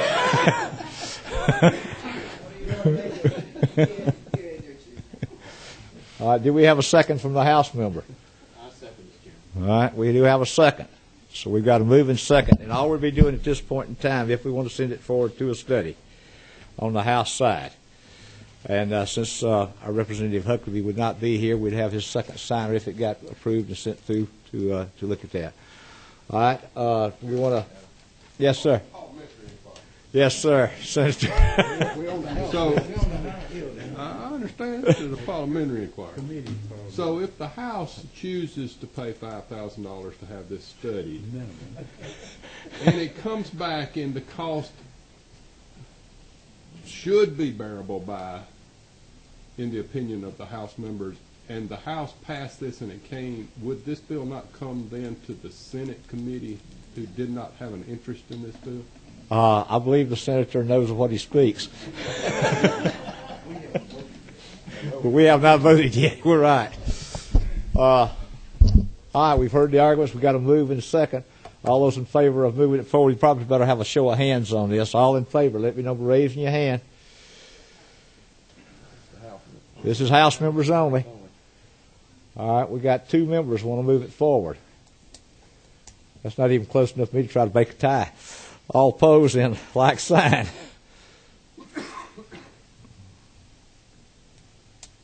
All right, you get the count there, madam?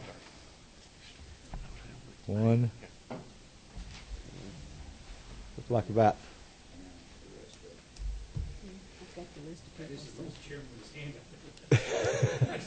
Did we get an accurate count of those opposed? We saw the ones that were for it. 9-2. All right. Well, that bill has not gone forward, then, gentlemen. Thank you for your time. Thank you. It has not moved forward.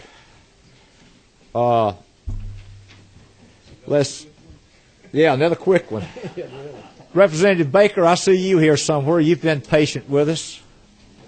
Can you come forward and do a quick one for us?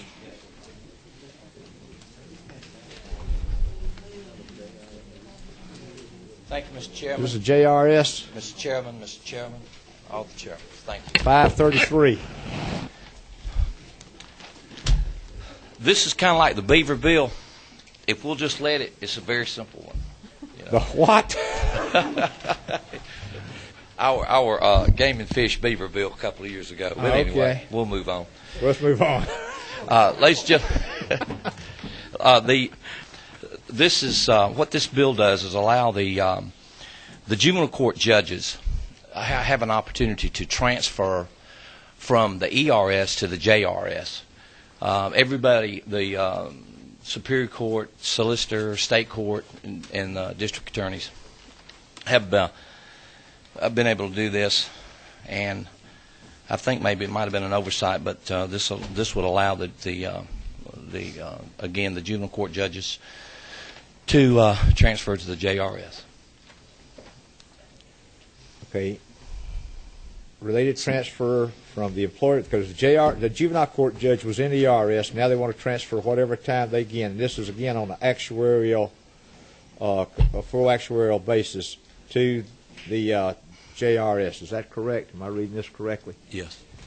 All right. Anything, Executive Director Ferris, you'd like to say on this?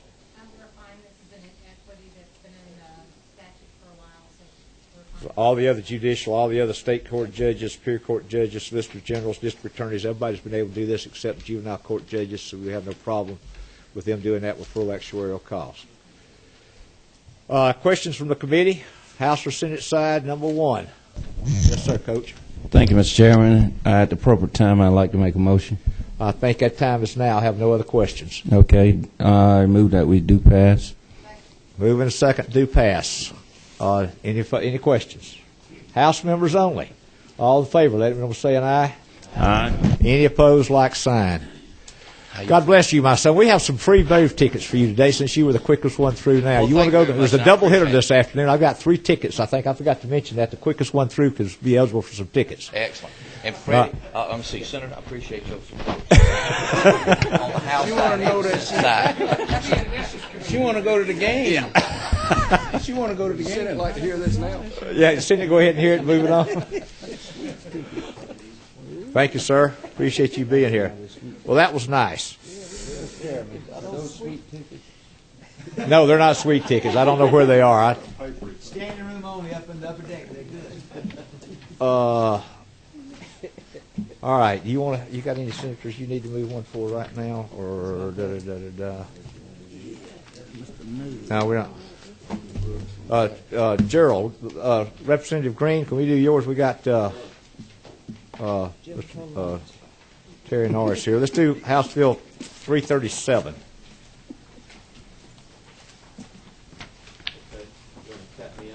Oh, I'm sorry. What's your number there, sir? You got it now? On, sir.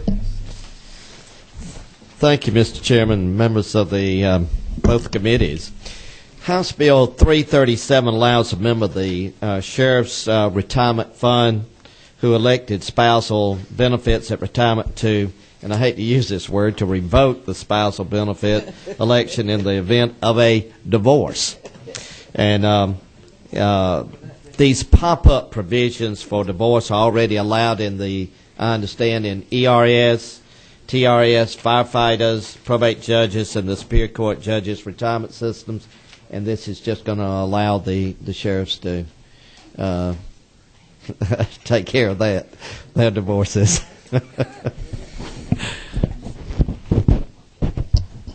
Pop up. All right. Coach, you got a question on that? I'm already. been through that. Oh, you okay? Never mind. Okay.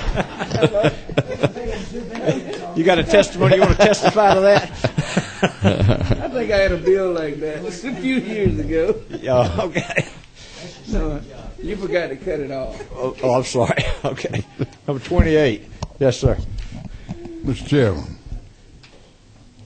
if there's been a marriage for 25 or 30 years, and the sheriff all of a sudden want to divorce his wife for some young pretty thing out there, you mean to tell me all those years going down the drain?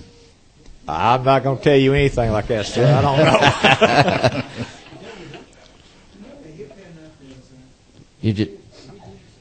If he's got a good attorney, I'm sure there's some in this room. He'd probably will pay more than what he thinks. I can't answer your question there, sir. And I can't either. Yes, sir, Frank. I guess my question is to legislative council. Can you do this if you want a state employee? I mean, can you cut your spouse out when you get divorced if they don't remarry for retirement options? Are you allowed to do that? I mean, just for general law? I mean, Usually those things are covered by the... Isn't that usually covered by divorce? The court usually, the spouse usually continues to get benefits unless they remarry or something, right? I'm not a lawyer, but who's a lawyer here to tell us? Charlie? My question is, if in outside of government, in the real world, if you get divorced, doesn't your spouse participate in your retirement benefits unless she gets remarried? He or she gets remarried? I want your $200 an hour, not the $300 an hour. I mean, that's a matter of the divorce decree. Yeah. Your attorney needs to argue their access to whatever retirement funds y'all have planned for mutually. And I mean, if it was part of the divorce decree, they wouldn't be able to make this election anyway. In other words, if the judge said they are entitled to, well, if they made the election, they then have to come back and pay you then. That's part of it, yeah. The judge is going to make a determination about the division of assets, and your vested retirement is going to be an asset. All right, then my further question would be then, if the court's going to make this determination for outside our system, why wouldn't we let the court continue to make that decision? Why would we pass a law that the sheriff's, it's my understanding, and I'm going to get David to explain this. David Brunder, would you explain to us here what's going on? As far as what happens in the private sector, if you have a 401k or something, that's something that's decided by contract law, if it's joint or by court decision. Right. The retirement benefits here are not subject to support orders. They're not. If it's a divorced spouse, she's not going to get any. If a sheriff has a retirement system and has elected spouses benefits, and then he divorces his spouse, then the spouse is not going to get anything. They're not going to get any. They're not going to get the payments. Going to come straight to the sheriff. My point is that the court's going to retain jurisdiction over. They're going to issue a divorce decree. If the spouse doesn't have an attorney who gets that addressed in the divorce decree, I mean, they could end up without. Well, this is a survival benefit, a spouse's survival benefit. It only kicks in if the sheriff dies, and that's something. It's not going to continue after the sheriff dies if there's a divorced spouse. And there's nothing the court can do about it. This retirement system is not going to continue to pay. I can't recall what the 50% of the sheriff's benefit or whatever is not going to pay that to a divorced spouse. And Mr. Chairman, do we not already have the provisions in these others? And then that is correct, isn't it, David? All the other funds have the same provision in there. The ERS, TRS, firefighters, probate, judge, superior courts. They have the pop-up provision that the sheriff is the one that doesn't. Most of them do. I can't recall if all do. I don't have it in my head, but the big ones certainly do have pop-up provisions of various stripes. Sometimes I think you have to make that election. I've got the letter, I think, from you that listed the ones that is allowed, ERS, TRS, firefighters, probate judge, superior court clerks. But they have that provision in there already. So the sheriff's department was just wanting that. Yes, sir. Thank you, Mr. Chairman. Just had a question on this spousal benefit. That means that the sheriff takes less per year in order to give his wife a benefit after he dies. Well, if he revokes this, does this mean it goes back to what it would have been originally, or does he still take that the amount that he took less? I think that's the pop-up. It goes back up. To the amount. It goes back up. Okay, thank you, Gerald. Okay. So it would go back up to the amount if he divorces.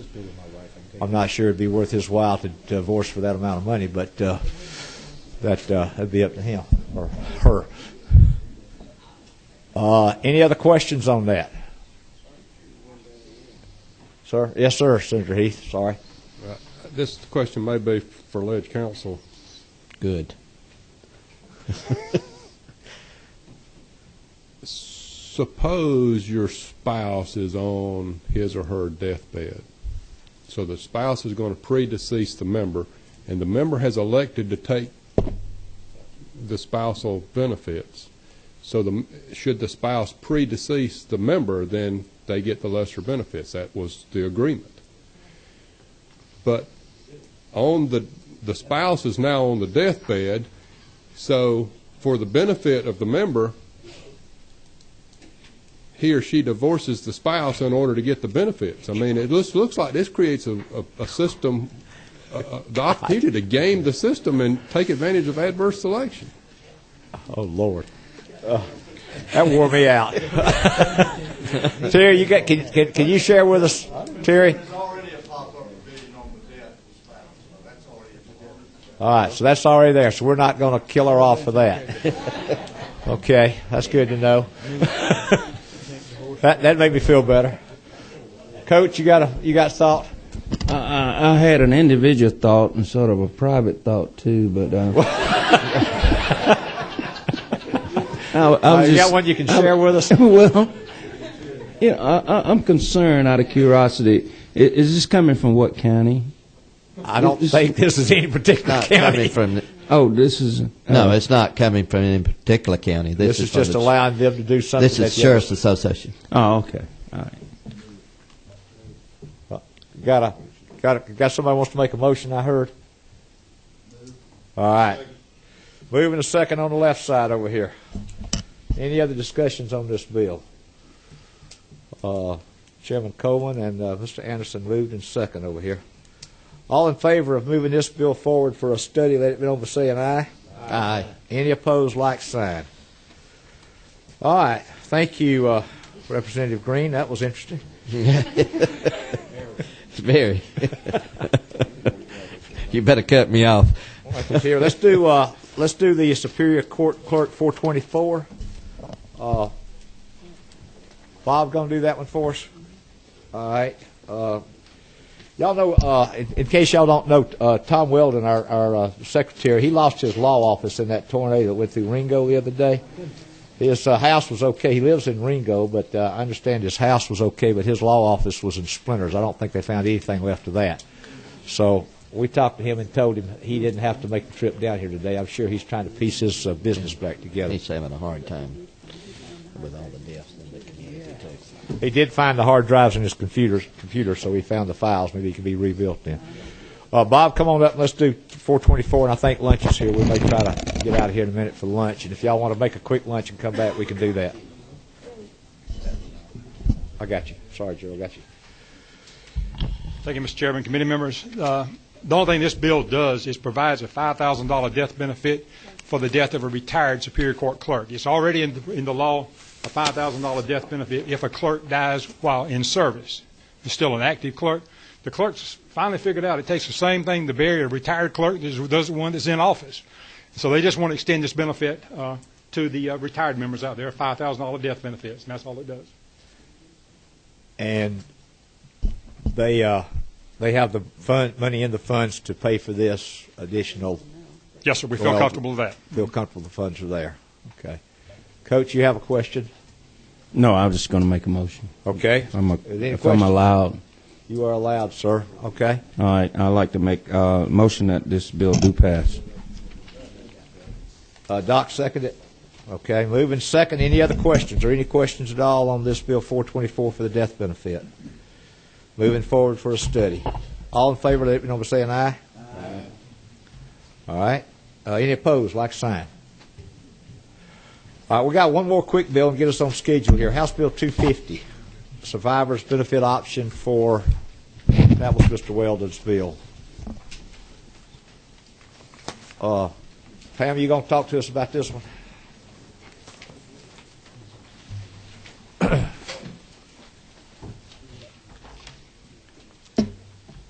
Thank you.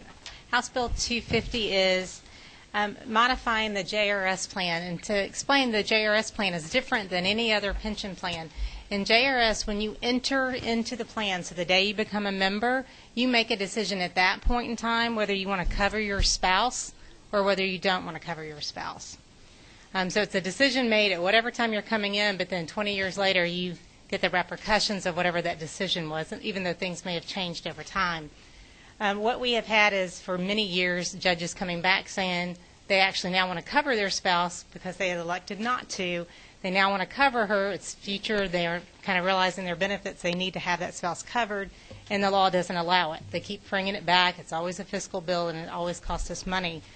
Well, all other systems allow a person to make that decision at the time of retirement based on the form of payment that they choose. What we are doing here is making an agreement where we're going to allow those judges that have previously revoked a decision or made a decision not to cover their spouse will now allow them to cover their spouse, but then any future judge, we're going to prevent them from making the mistake of a bad decision at the time of employment. Where basically at this point they'll come into the system and they'll make that decision at the time of retirement, just like everyone else would normally do. And I have been a proponent of that. I've argued for years and asked the question, why are the judicial systems locking in at the front end when all the other retirement systems decide at the end? So, number 10, you have a question? No. Oh, sorry. Put some paper on it. Sorry about that. That's all right. Okay. Chairman Meadows, you have a question, sir. I'd like to move for the study. Move forward for the study. Any questions? Second. Got a second down. Okay, on the front. All in favor, let it know by saying aye. Aye. Any opposed, like sign. We have caught up with the little schedule we had here, and we are only 15 minutes behind. That's the sponsors we need to recognize. Do that. Let me tell you, Georgia 360, Georgia Chamber of Commerce, Georgia Power, and National Federation of Independent Businesses. If we would thank them, they are the hosts for our lunch, which is in room 514. Right. Thank y'all. David, thank y'all. Y'all stand up. Y'all want to say anything? Or? Oh, I'm sorry, in Thompson Victory Group. I left one off. Sorry. All right. Well, thank y'all very much. We do appreciate that. We're scheduled to be back at 1:15. Y'all want to try to get back here in about 35, 40 minutes? About 40 minutes? Yeah. All right. Let's 12:30. All right. Let's make it quick and we'll be back in here if that's all right. I don't know about the rest of you folks, but we'll do that. Thank you. All right. Committee's here. I need Pamela here. I know she's upstairs. I'm sure you want me to go Eating? to the 6th floor. No. Let's see here. What's the little bill we can hear? 183. Well, I don't know about that dude. Let's wait him to last. Terrible bill. Terrible bill. What? Oh, there's Pamela. Okay. I'm not on there to handle it. Why don't we do? Why don't we go ahead and Chairman Coleman, you want to talk to us about y'all's bills? Jack's not here, but we're going to have Chairman Coleman's going to present Senate Bill 246 and House Bill 473. You're on. Is Senator Hill won't be here, so I'll just do both bills are just. Both bills are the same. Senator Hill, mine, well, I think. Well, sort of now. Wait a minute. With the exception of one section, the cap. Is that right? I want to be sure, though, there's nothing else, because I haven't seen it. Senator Hill, my bill and Senator Hill's bill are similar, except the cap. Is that correct? I mean, the contributions, the $10 and everything, all are the same. Am I correct? I don't recall, and I would have to look at the bill. Well, if you'll look before at I give his, you a- I'm going to go ahead and start mine then, and I don't see his. So I'll start my. Yes, Mr. Chairman, thank you, and I'll go ahead. If you look at House Bill 473, what this bill simply does, this is for lunchroom workers, custodians, bus drivers, and what this bill does, if you look on line 12, basically right now, the people in this retirement system, they contribute $4 per month for their retirement system, and their cap that they can receive, they receive at this present time $14.75 is what we pay them, times the number of years experience is what they get for their retirement. At the present time, that cap that we can raise, and we've been raising over the last few years, we've been raising their retirement by about a quarter to 50 cents a year. But in the last few years, we've done very little. So what we're doing in this one, okay, good. What we're doing in this bill, we're simply saying that on line, if you look 12, anybody who joins the system or re-enters the system after July 1st, 2012, their contributions will be $10 from here on. Now, we talked about making that $10 contribution to all of those who are presently working.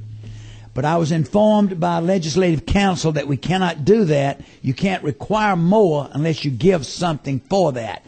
So if we ever, and when we ever make another contribution to this or give another raise to their retirement, we can then require everyone in the retirement system to pay the $10. I've talked with their lobbyists and I've talked with the groups. They have no problem with that $10 increase.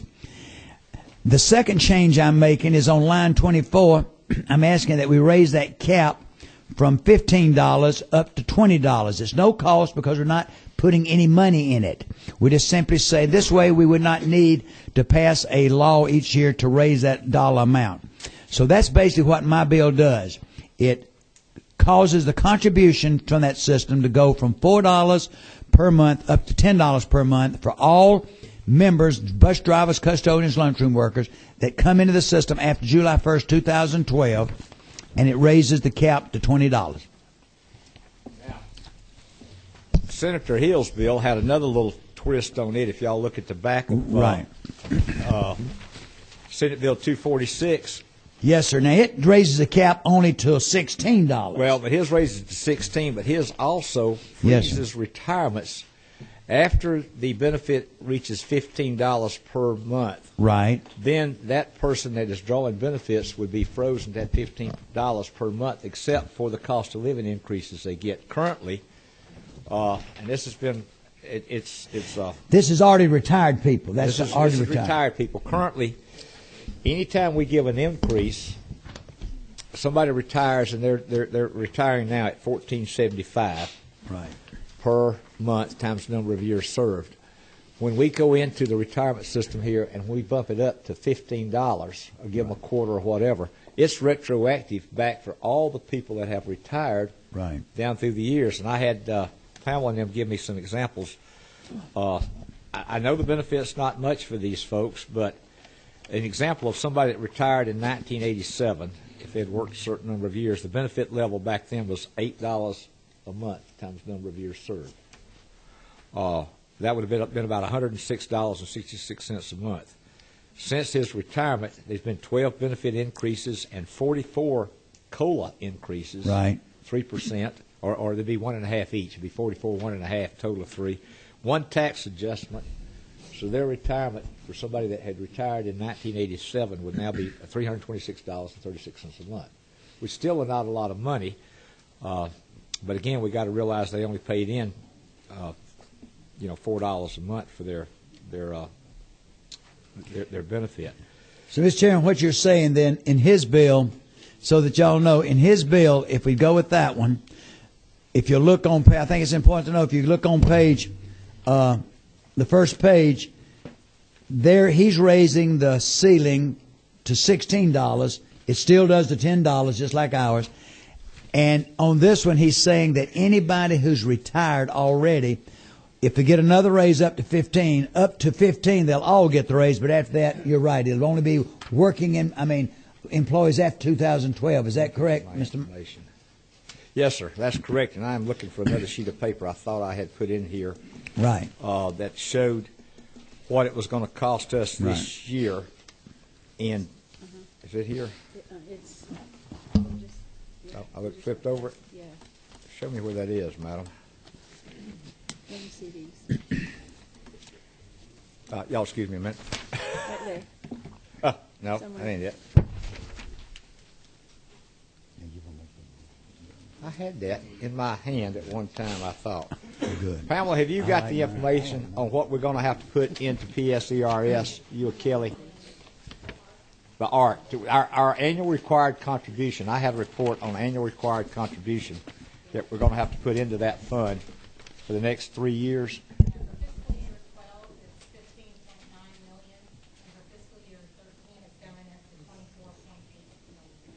So $25 million in 13, we've got to come up with state funds just to keep this fund up to the annual required contribution. Mr. Meadows, I know you're dying to ask a question. I'm not dying to ask a question. I'm dying to tell you a story. Tell me a story. My wife retired in September after 17 years as the lunchroom lady for the pre-K. She made $13,000 a year, paid out. That was her high pay, paid out over 12 months, which gets down to not very much of a check. She could not put any more money in the plan other than the $4. I think this plan runs it up to 10, but I want to tell y'all how much her check is. Again, she gave 17 years. The high pay she got was 13. She couldn't put in anymore. She receives a check monthly now of $26.72. And that's subtracting the insurance? That's taking out the state insurance. Now. $26.72. Well, my question... They were underpaid because of whatever. You had to take the job because you just simply liked being around kids, and you couldn't put any more money in it. I understand. They did try at one time, I know, to come under the TRS, didn't they, Jeff? Help me out. I think they tried one time to come under TRS, didn't they? And they couldn't. They wouldn't.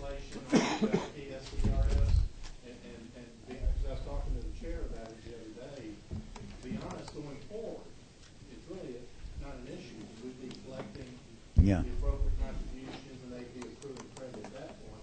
The issue is always the fire service. And what you do with the fire service, they had custodians and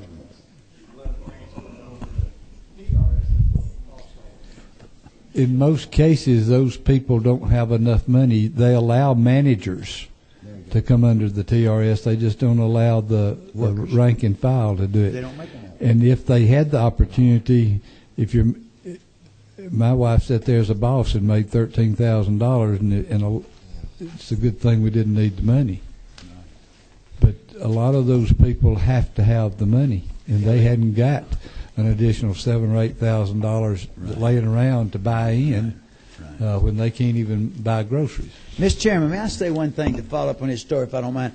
One thing that I think everybody needs to know on this committee, this is very important to me, just what Representative Meadows said. In 1993, when I got elected, my mother was a lunchroom worker. She retired, and her check was so small, her retirement check, she did not have enough. They said by law she could keep her health insurance, but they said you had to pay for it through your retirement. The check was so small it wasn't enough, and so the people that managed that made the decision on their own. They would not allow them to send a check, so no bus driver, no custodian, or no lunchroom worker could carry their hospitalization after they retired because they didn't have a big enough check to buy it. I went to the Speaker, and he said that's not true. And I said, Mr. Speaker, it is. He called them in, and they said, yes, Mr. Speaker, that's true. We did not want to fool with the problems of handling those other checks, so we said no. That's the only time that Speaker Murphy ever signed a bill for me. He introduced a bill. And that's when we raised the cap. Y'all remember? You were there, Tyrone. You remember he raised the cap. he raised everything, said, we'll get it to where they'll have enough. That is ridiculous. So it was so low. It was $8. And you're right, Mr. Matters, they just so low they didn't. So we worked, tried to get them a livable salary. So that's how it all got started. And so we've been trying to get it up there to 15, about a quarter, 50 cents and whatever. So that's it. Senator Heath, you got a question? I do, Mr. Chairman. I assume it's are we taking these kind of together, or yes, do I need we're to talking wait? about them together. We're going to decide in a minute which one we're going to move forward, but we're taking them together right now. I didn't want to play the role of a House member. You're not, no, sir. We wouldn't let you. As I understand it, the problem with increasing the employee's contribution across the board is that there has to be a benefit associated with that increased member contribution. Is that true, Mr. Bunter? Yes, you cannot increase the employee contribution in a public retirement system unless there is an equal increase in benefit value. Okay. You could create a two-tier system and give people the option of paying more for a higher benefit, but it's complicated. It could certainly be done. But it's true that the benefits have been increased all along without there being an increase in employee contributions, isn't it? Mm-hmm. Yes. Could we tie additional increases in benefits to increases in employee contributions for all employees? You mean at the same time have an increase in employee contribution and an increase in the benefit that the retirees would get? Yes, sir. I believe that can be structured. Yeah. I would like to propose that as an amendment to Senator Hill's bill, if you could help me with the drafting of that language.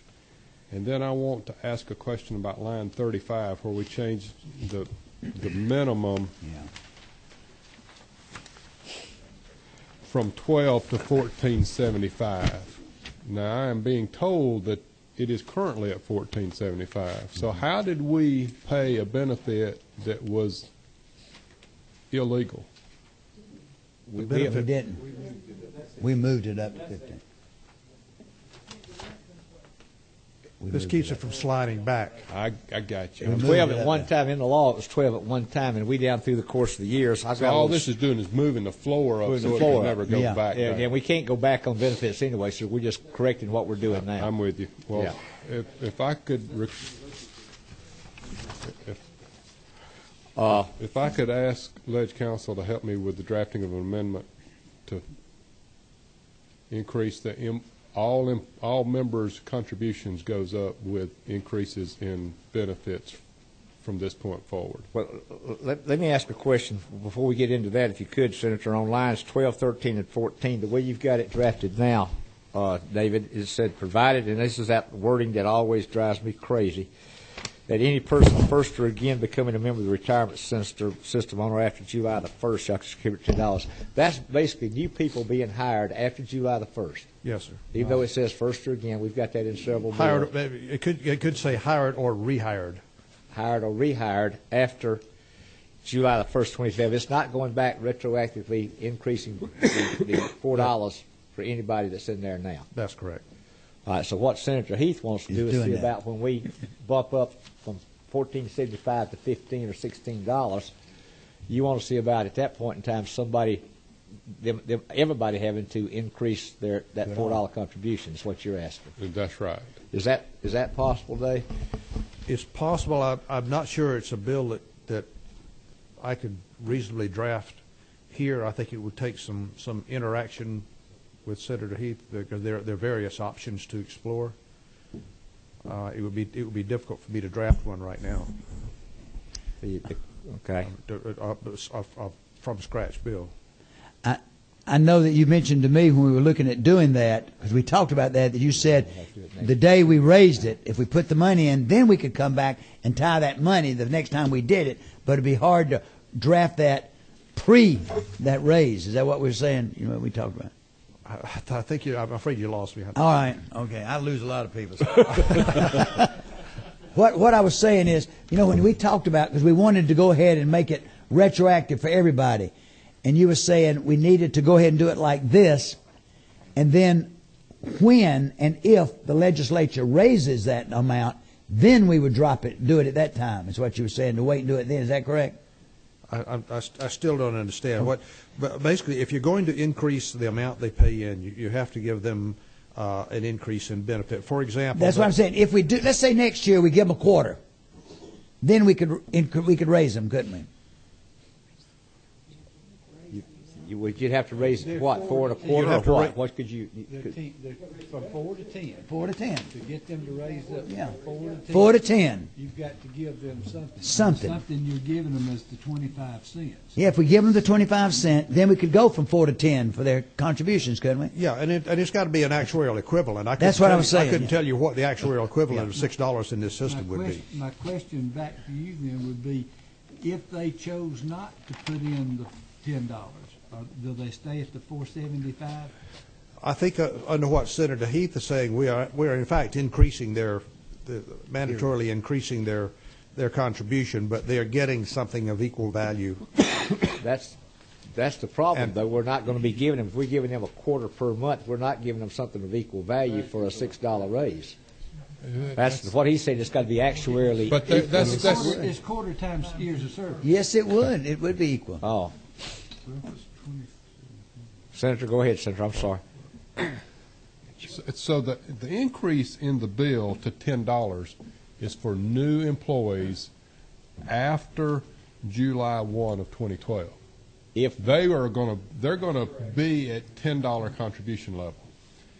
All of the others that were employed prior to that date are at the $4 level.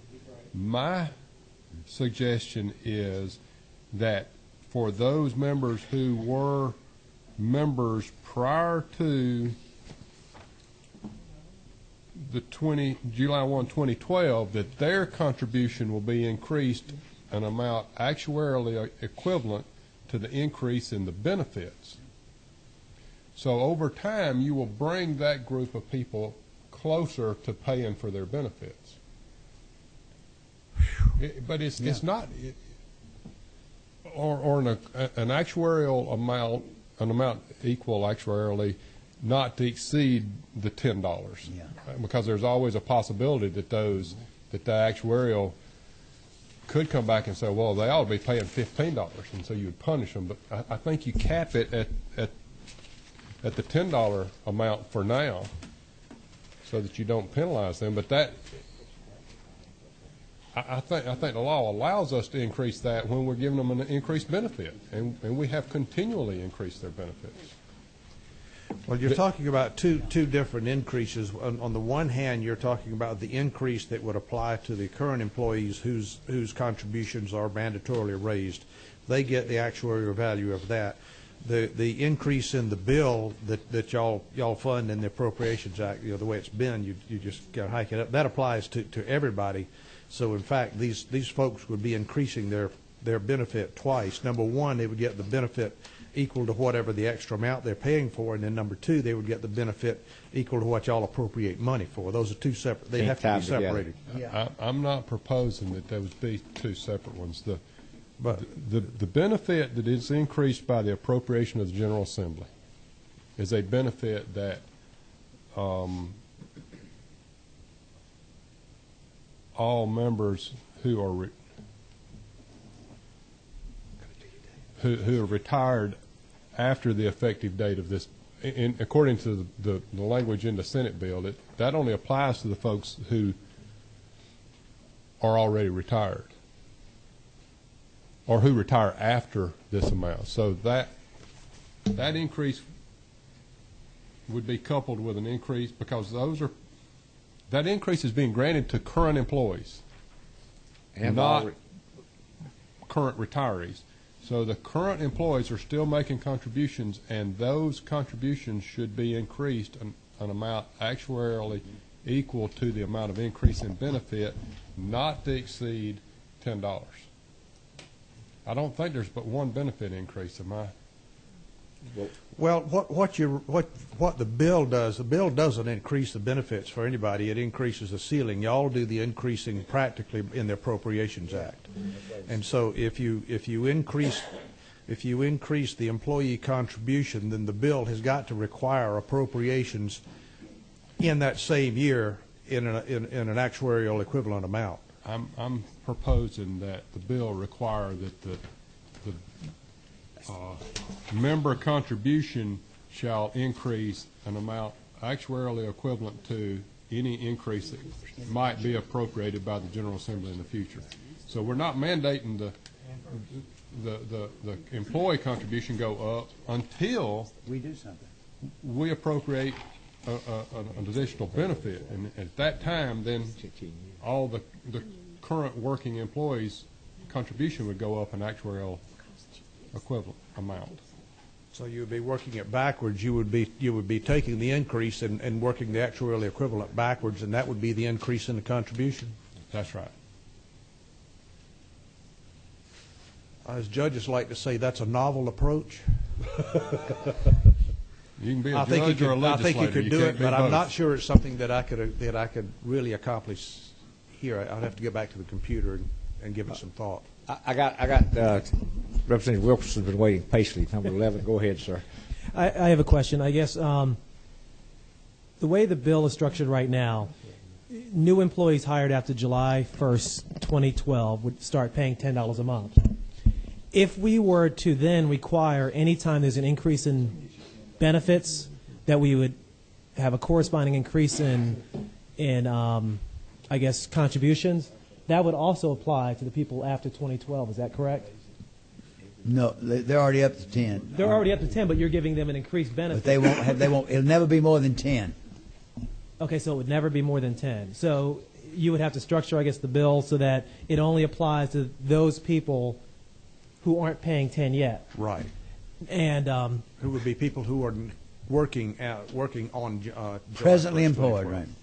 But if you're a retiree and you are no longer paying in, your benefit increases.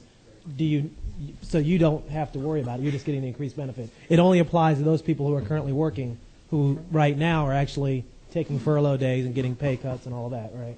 Those are the only people it would apply to. And if you'll check what Senator Hill's bill does, it's even taking care of those previously retired.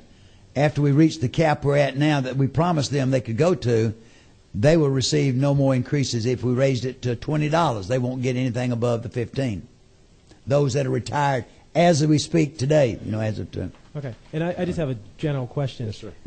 What's maybe I missed it. What's the general reason for doing this bill? The reason for doing this bill is because, as you heard me make my statement earlier, the lunchroom workers, bus drivers, custodians are probably the most underpaid, overworked group in our systems. They had nothing years ago, no benefits. They had nothing. They could carry very little retirement, and this was try to get their retirement up to a decent level. And our goal, my goal. Tyrone was on the committee with me. There were 2 or 3 of us, and our goal was to go $20 then, and we couldn't get it, so we stopped at 15. Actually 12, then we moved it up to 15. So my reasoning, I wanted to get it up to the 20, with my goal 20 years ago.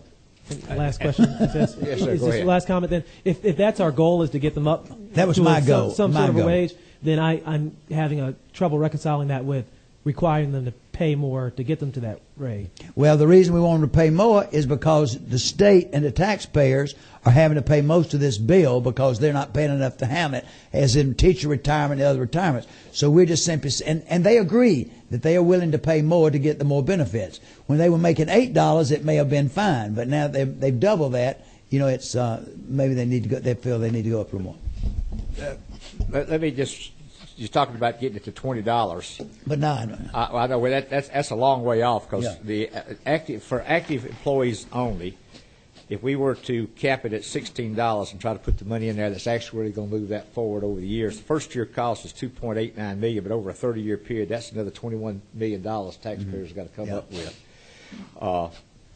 That's just for $16. That's going to $16. To go to $20, it's $14.5 million first year, $106 million over the lifetime we got to come up with. That's just included active employees. Active and retired employees, $5.3 million, $16.45 over the lifetime, $26 million first year, $230 million or $229, a little over that over the lifetime that the taxpayers are going to have to fund. The problem, I understand all the arguments. I understand they're underpaid. They know their job, but at some point in time, the taxpayers. We got to look at the taxpayers of the state of Georgia here, how much we're putting into this fund, how much they're contributing.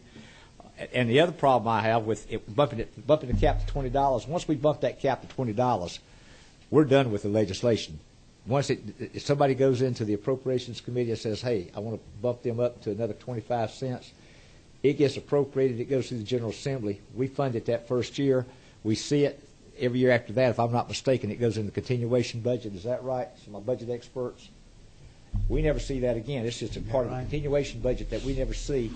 And if we go to $20, my little friend over here, my little chairman friend, is going to slide down to the budget office. He's going to try to get that slide, that 25 cents slid in there every year. Jack Hill and I, we do it. We go after it.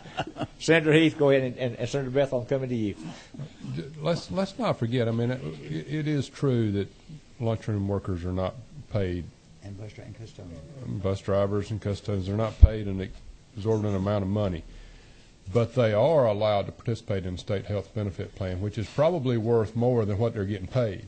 So, the argument could be made that there's a huge benefit increase out there that we're not even considering, because that cost of health insurance is skyrocketing for everybody, whether you're a state employee or an individual trying to buy it. That's right. That's right. Senator Bethel, you've been waiting patiently. Thank you, Mr. Chairman. Just a question that comes out of my ignorance. In this process, is there a reason why, as opposed to trying to twist the language here, can this committee or these committees not simply request, as part of whatever actuarial study, simply an assessment of what a 25-cent increase on the per year of service per month benefit, or 25-cent increase on the contribution, what the actuarial impact of that would be, and then turn around and base language on that? It seems sort of backwards. We'll have a language. In our language, go get an actuarial study, and then if we didn't like it, as opposed to if we know a number that we're trying to hit, and then see what we would do to fit that. And that may just be because never done this before. Can we not ask it that way? I think we got to have legislation going forward that they're going to have to base their actuarial study based on the legislation. Is that right, David? We have in the past asked for various options, asked the actuaries to give us various options on some bills. I think Chairman Coleman has done that very thing. I think you can do that. And as far as Senator Heath's request for a change on the increase in the contribution, I was thinking I don't believe that would increase the cost of the bill, and therefore we could do that change as a substitute at the beginning of next session. I think that would be authorized if one of these bills went through, or if both of them went through, use one of them as a dummy bill. That would give us a summer to work over the change that he would ask. Okay. Fran? That was my question. What Senator Heath had to say, that seems to me that we keep talking about we got to put an X amount of money from the state for various and sundry things. And we just put $230 million into the health plan, and you were just talking about $24 million down the road that we got to put in. Next, in 13, what is it? $13 million next year, and 24 million this year, and I think where Senator Heath was trying to go is, let's have these things pay for themselves in the long run, where the people are actually paying for these benefits. And I mean, we're building ourselves a bottomless pit here if we're not careful. I mean, you've got the numbers in front of you, Mr. Chairman. I don't, but everything you're saying up there tells me we got all these unfunded liabilities that are going out and going out and going out. We're watching the mayor of our largest city here trying to deal with it. We're reading things that, here's our pension funds are in good shape, 87%, 83%. Yet here I'm reading that Georgia had only set aside 4% of its liability for health care and non-pension benefits.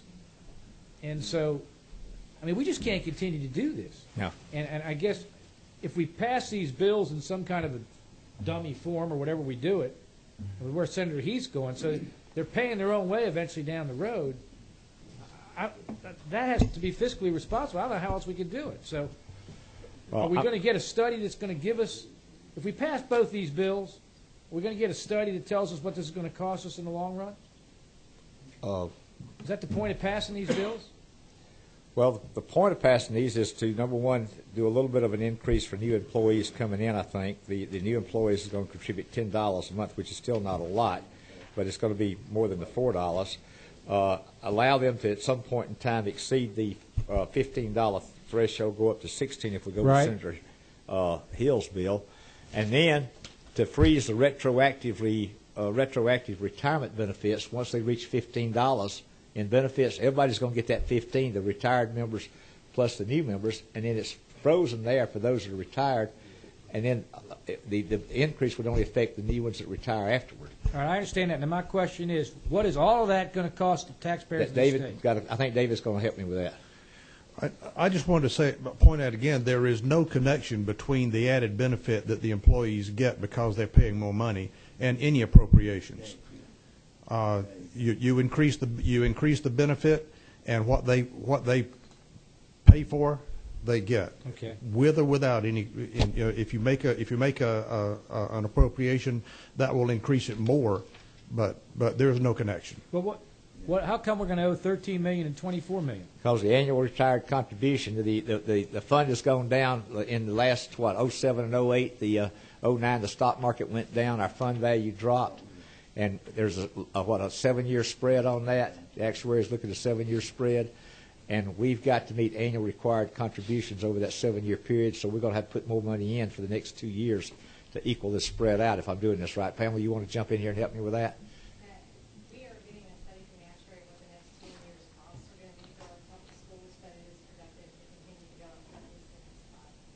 So what she's talking about and what you were talking about isn't affected by this legislation. No, this legislation doesn't affect that. That's what I want to make sure. That I understand. No, that doesn't affect that. That's just the annual report. This is basically going to pay its own way, no matter what we do here.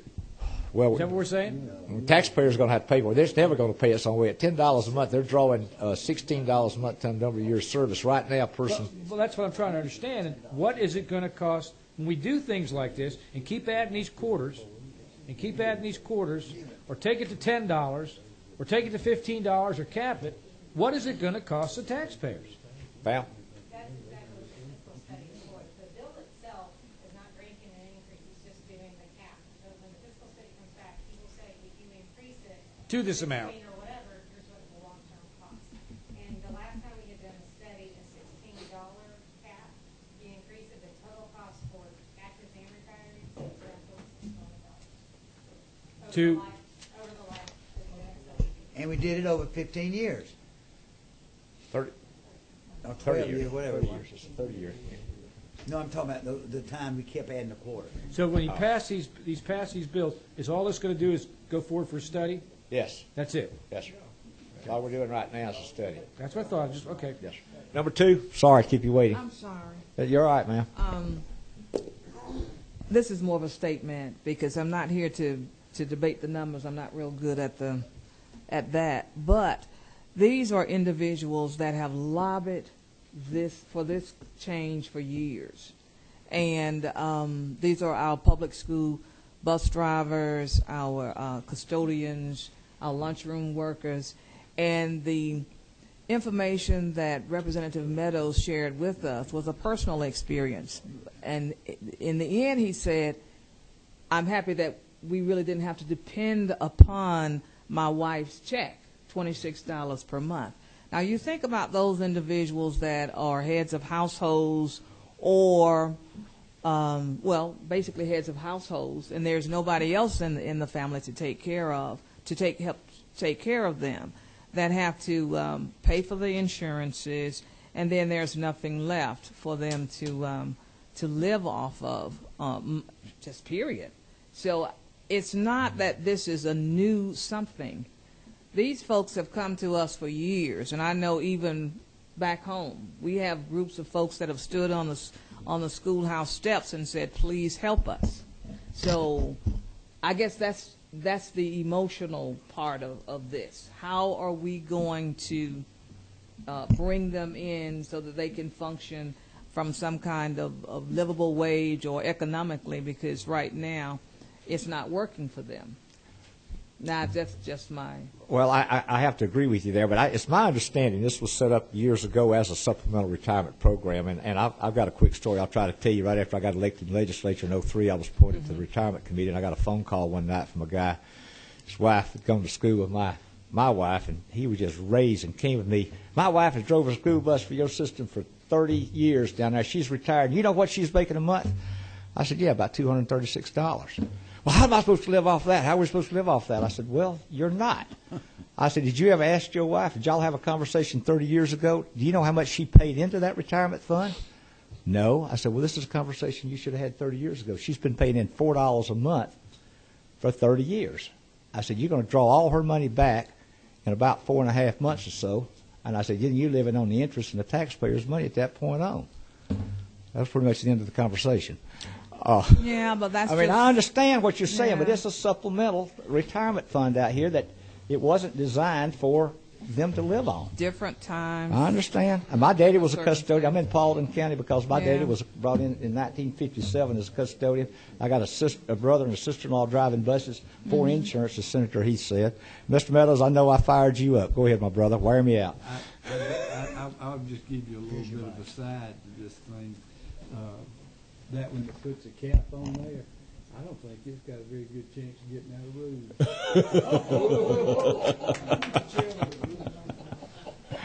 All right. I think he's pulled the ace out of the hole there. All right. What other discussion have we got?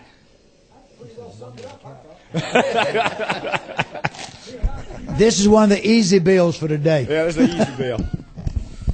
So, Mr. Chairman, that's my presentation. If you have no more questions, I urge you to let it go. Let it go.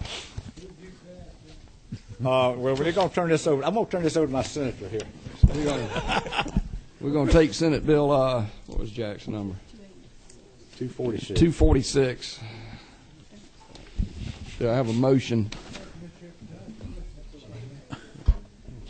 Go ahead.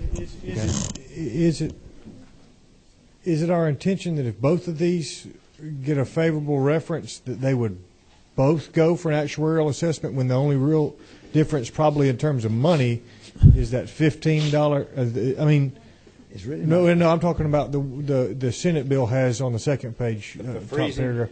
The freezing. I mean, yeah, that seems like an expensive $5,000 to run two actuarial studies. Well, ridiculous. If we sent that through, David, for a study, and that would be amended, we could either amend it here in the House or in this committee. The Senate could amend it if they want to, or if we amended it in the House, if it came over from the Senate with that $15 freeze in there, would that be able to be changed without voiding out the actuarial study?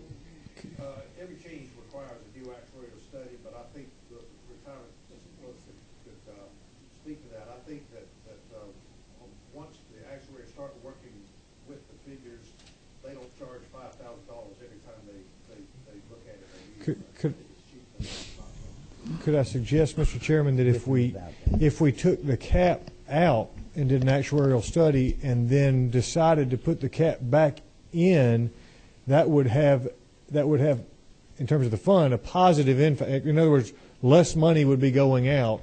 So I don't know. Do we need an actuarial study in the event that we make a change that reduces the outflow of?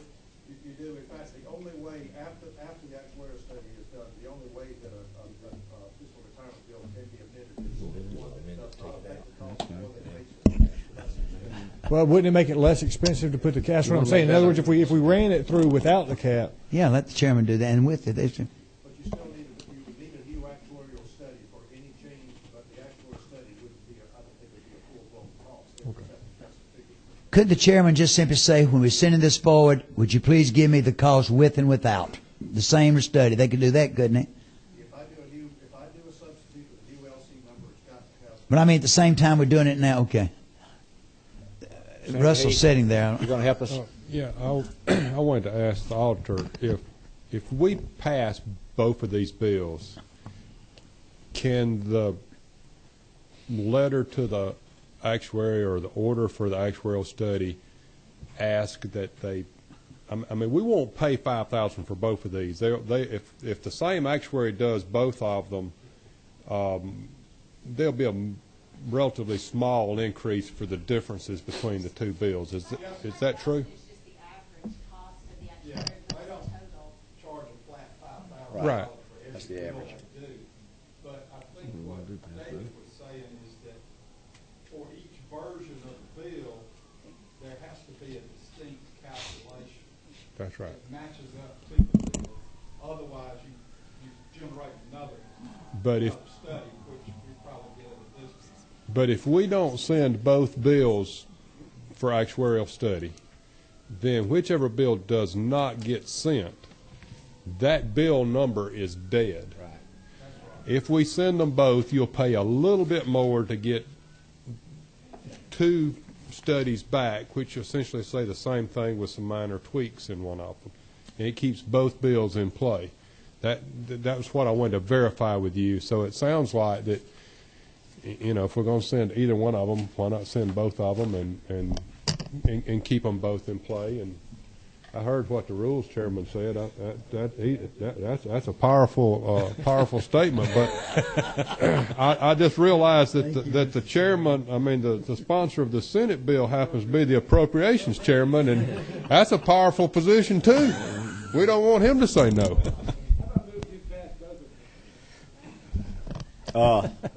We have to do one at a time. All right, we got to do one at a time here. Who's 17? Well, I'll move on the Senate bill. We got to. Let me do the Senate bill. Well, we're doing the Senate bill. Number 17. Go ahead, Lee. Why we got to have two bills?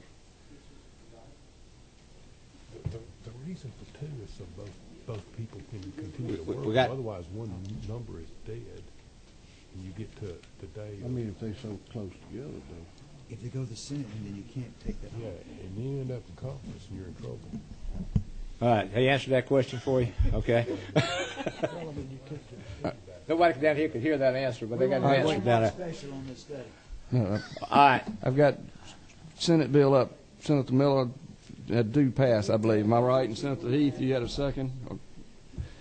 Yes, sir. All in favor say aye. Senate, aye. Pass. All right, we got a Senate bill that's moved today. Hallelujah. Hey, Yeah. Amen. How about that?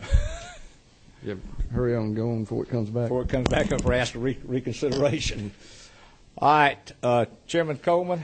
Yes, sir. If I could ask you to amend your bill, that $15 where it says $20, if we could change that to $16, that would just really warm the cockles of my heart. If we could change that. You know I don't want it, but if you can get somebody to make that motion, I'll go with you. I'm gonna make it for a motion All right. myself. All right. Well, do we want to leave it at 20 since the other 16? And we just go with the Senate bill. I'm sorry, ma'am. Go ahead. I'll let you speak in the microphone there. I was just, if we're going to leave a cap in one and take the cap out of the other, do we want the information for the 16 in one and the 20 in the other? The real heartburn I've got about 20 is once we pass 20, it never comes back before this committee again. That thing can be bumped up down through the years, and we never get another second look at it. I'm really fearful of bumping it up to $20 right now with the cost, because all it has to do is go through appropriations. That money can just be appropriated out if we bump it up to $20. And I know Representative Coleman. Mr. Chairman, I have no problem with that. It'll go up to 16. I get my dollar. I'm happy. And they know how hard I'm fighting. I know you're fighting for it. They know I want the 20, but I'll go with that because I want to protect. I want the bill. I want the bill. I'm really fearful of the long-term ramifications that Representative Wilkerson was talking about earlier. Would you give me of the cost? How about 18? Would you give me 18? How about 18? We're not doing an auction today. You do your auction. I'm not negotiating an auction with you. What about not to exceed 20 or something like that? It doesn't matter. Once we set that limit in there, the appropriations committee can go in and appropriate money. I want this bill so badly, and I'm afraid we're going. And I think we can. I'd rather try to defeat that 15 cap for later on, but I'll go with 16 with you because I want to. I got some other stuff I want. There's some other stuff I want. Mine don't have the cap. I mean, mine does not have that 15 cap I understand. in it. I heard exactly what my rules said. I love him like a brother. I don't want that cap in it. All right. I know that. All right, I'll go with that with you, Mr. I'd recommend that line 24 be changed to 16 on that one. Can I get a second on that? All in favor of making this as committee? You can't Wait, Fran, you can't do that. Thank you, Fran. Got to get a House member to go with me. I seconded it, and that'll be. But I want to keep that cap off of it. All in favor, say aye. All right, can we get a move now to the House Bill 473 as amended by the committee? So moved. Second. All in favor, let them say an aye. Aye. Any opposed, like sign. Lord, that was fun. All right. All right. Well, Senator, you want us to go ahead and hear the Senate bill, so if y'all need to leave? Yeah, why don't we do that? Why don't we go ahead and hear Senate Bill, oh, Lordy, 286 and 236. Maxwell and Heath. Unusual pair. Yeah. Senator Heath, you want to tell us about what yours does? Yes, sir, Mr. Chairman. The only people in this room that could possibly need an explanation for this is the ones that's here for the first time this year. This bill has been sent for a study twice before. It has made it out of the Senate twice before. And essentially all it does is say that any newly elected tax commissioner shall not be eligible to be a member of ERS. And the reason for that is tax commissioners are county employees. They collect revenue for the counties. They do some work for the state, and there is a little bit of debate about how much they do, but the last work that we did on that indicated that at most they maybe collect 5% of their revenue for the state. So I'll be glad to answer any questions, but that's it's pretty simple. It's exactly the same language we've used in the past, and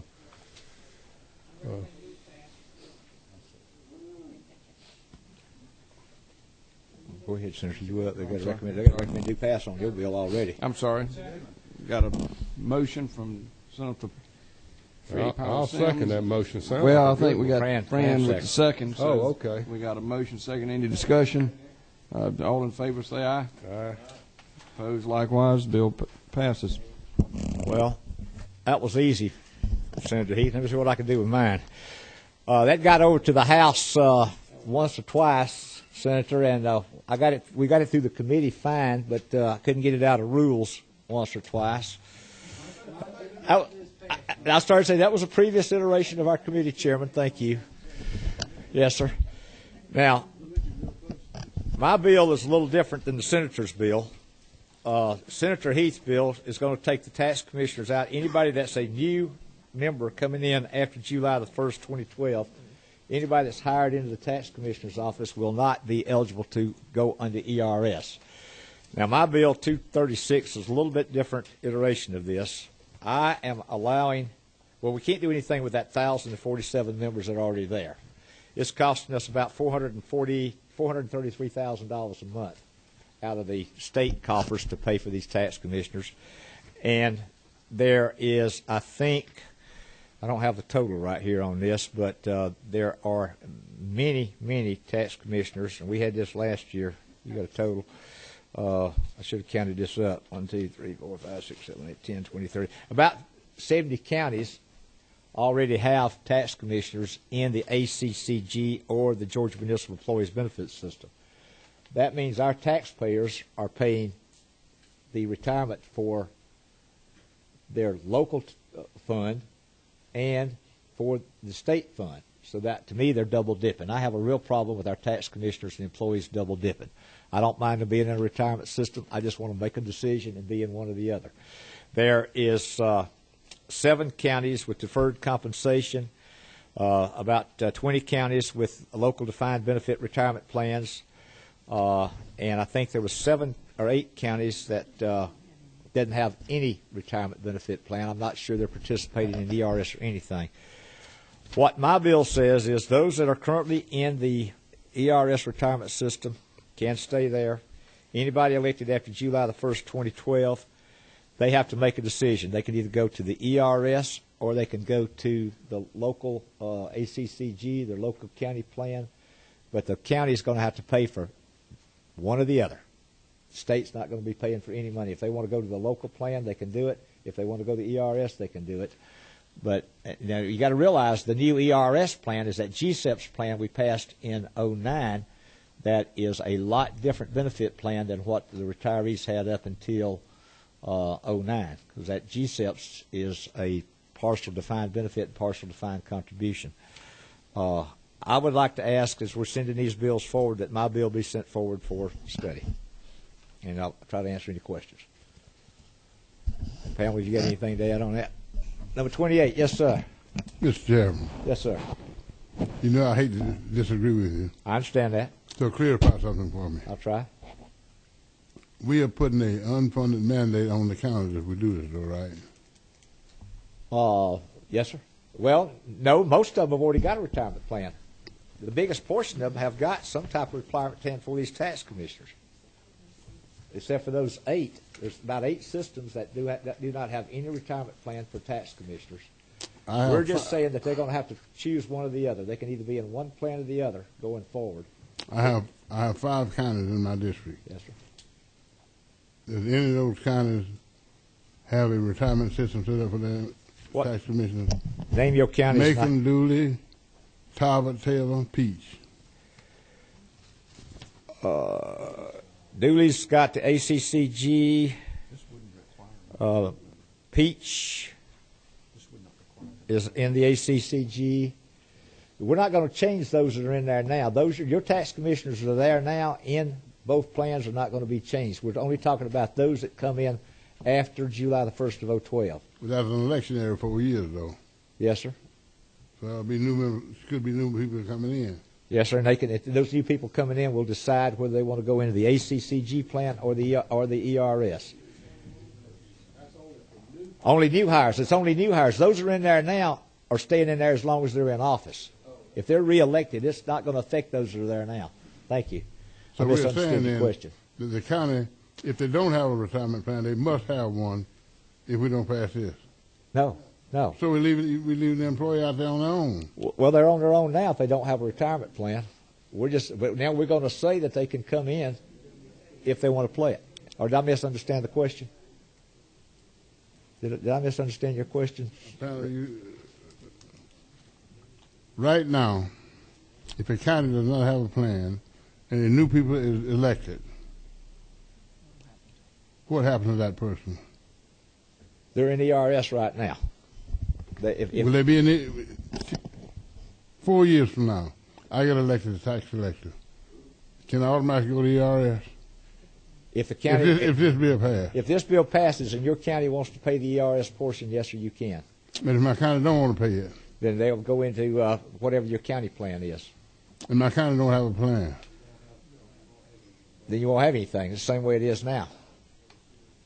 I mean, you just got to say if you're on retirement. There's only 7 counties, I think. Pamela, do you have that list? I don't have, or Kelly, have you got the list of the counties that have no plan now?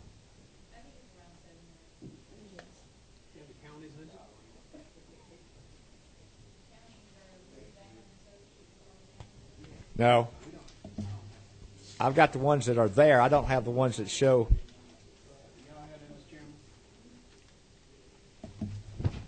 I've got a list of the ones that are included in one of the retirement systems. I do not have the counties that have absolutely no plan at all. I think, is it on y'all's sheet there? Oh, you don't have it with us? I had it last year when we discussed this bill in rules, when we passed it through the committee last year. The list I gave y'all, I think that's attached to it, are the counties that are covered. Did they all get a list of that? Okay. I'm sorry. Just me and Tommy got that list. I'm sorry. I cheated y'all. If you're in a county that doesn't have a pension system, then you'd know that before you ran for this office, wouldn't you? Yes, I mean, sir, you could make a decision on whether or not you wanted that job based on all the available information. It's a voluntary thing to either run for it or not.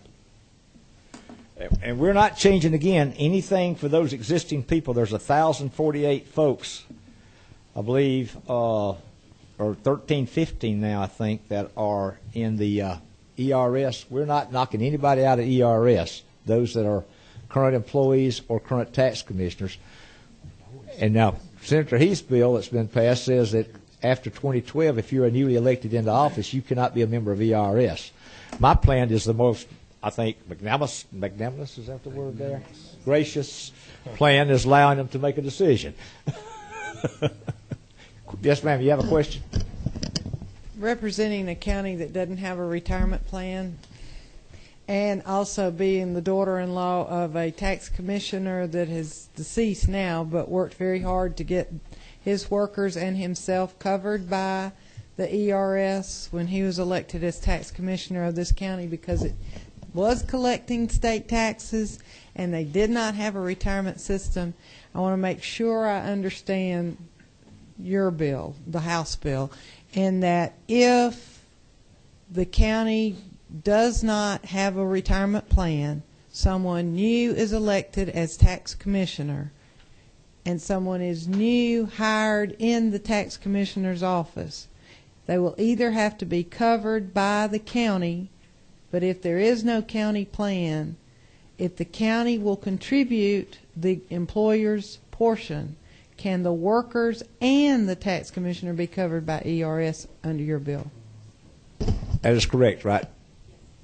Okay. Pamela says that is correct. Under my bill, they could come into the ERS system if the county pays for it. All I'm trying to, in my bill... I understand the double dipping, and I don't have an issue with that. I just want to make sure that there's coverage, because I know that there are several counties that don't have any kind of coverage, and this is important to them. Yes, ma'am, and that's why I would like... Yes, I'm leaving it up to the county. They can decide which way they want to go. Just got to make a decision and pay one. But they must go one way or the other. Well, they don't have to. No, the county can elect if they don't want to. I mean, but if the employer can talk the county into it, we're not going to force them into a retirement system, but we're going to have it open for them to join, right? If the county wants to pay for it. We're not going to have the state fund. That's the way it was started in the beginning when they allowed them to come in.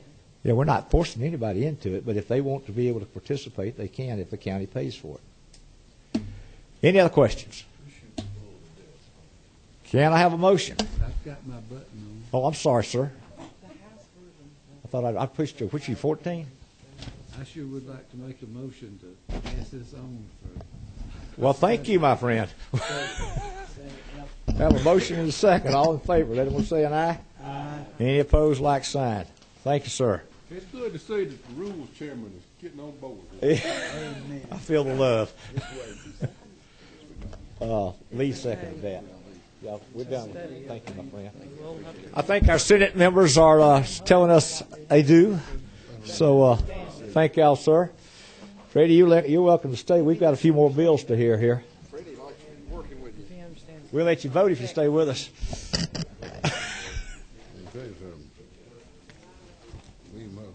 Heavy in election in that county. Let's see.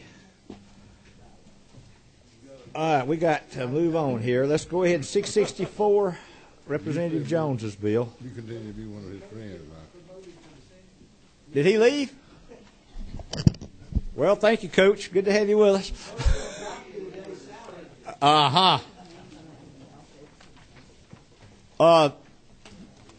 Would our good lawyer friend, Mr. Vincent, come up and talk to us about this bill?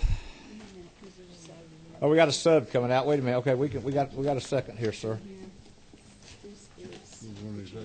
660. Okay.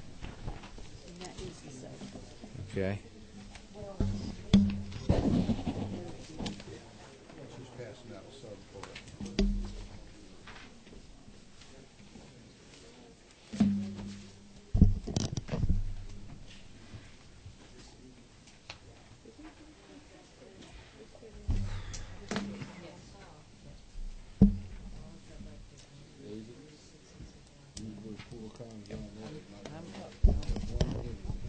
All right, after this bill, we got two more left, and they're my bills, and hopefully they'll be fairly quickly, if y'all can stay with me. I know people. I've got a way to go, some of them today.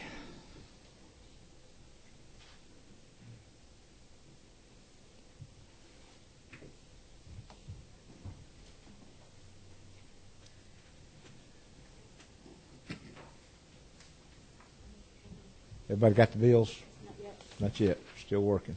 Can you get a copy down to Jeff and the folks down there?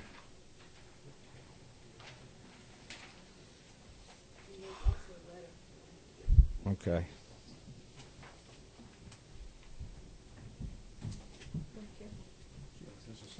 Since you have the sub language at the top. Yes. Okay. It's not on here. I don't.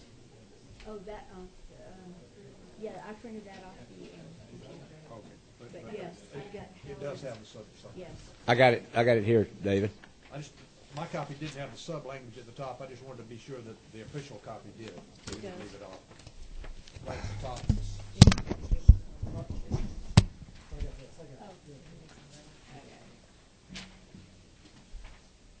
Here, one more.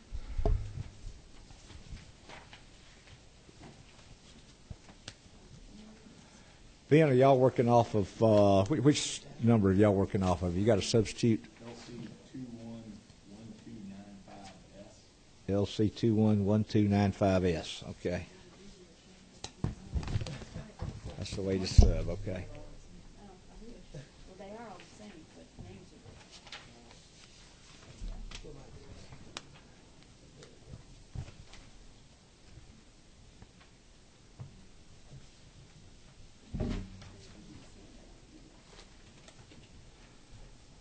All right, we got it. Everybody got a copy of the sub LC 211295S. That's what we're working off of. All right, sir. This is the ones you wrote on right here. Yeah, what's missing is a blank offers a substitute to the following. This is the what you sent me online, that I printed online. Do we need that? We have to have that to be legal? It has to be there, but it should be on the originals. I mean, the LC number won't change. I just want to be sure it doesn't get out without that. You can pick up the original. No, because you told me Okay. that needs some changes. Okay. We'll have the originals when we make the changes in. I think there's going to be a committee substitute today offered anyway, aren't there, Dave? All right, then. Thank y'all for your patience. And you want to introduce? This is Mark Peavy, the Executive Director of the Georgia Charter Schools Commission. Hey, Mark. Thank you all for having me. Good to see you today, sir. All right, if y'all ready, we'll listen to your presentation and see what you want us to do here, sir. All right. Thank you, Mr. Chairman, members of the committee. Ben Benson with law firm Kennelong and Aldridge, represent the Georgia Charter Schools Association, and also represent charter management company that is involved with a particular charter school that is allowed to opt out of DRS called Atlanta Heights. I'm here. Speaker Pro Tem Dan Jones is out of town, could not be here, so I volunteered to present the bill to you in her stead. She did provide a letter, and I think everybody just received that letter. I can walk through the letter with you. I can either go through and explain it, or I can just answer questions if you've already read the letter and considered it. I can also just walk through the bill with you pretty quickly. It's a short bill, simply defines charter commission teachers as members of TRS. And that's section 1 of the bill. Section 2 of the bill offers an opt-out, provides for an opt-out for a commission charter school only at the time of approval. And it's an irrevocable election. I know we had a discussion this morning about irrevocable elections. Yeah, we did.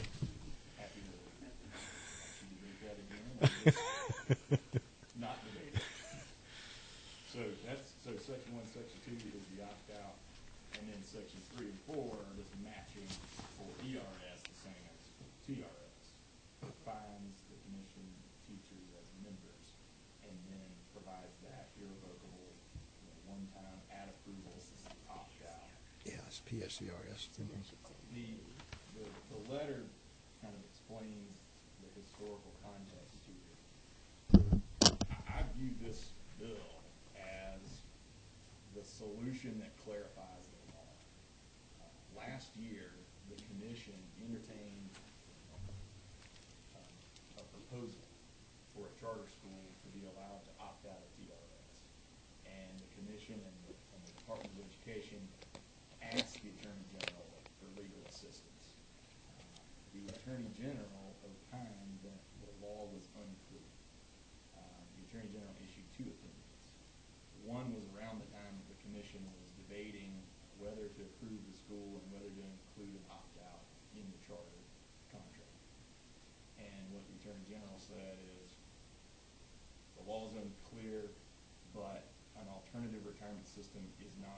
included.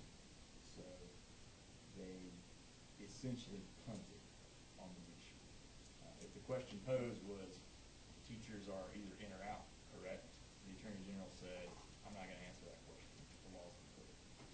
There was a follow-up question by TRS to the Attorney General and said, essentially, we understand you said the law is unclear and you can't tell us where they are they in or they out.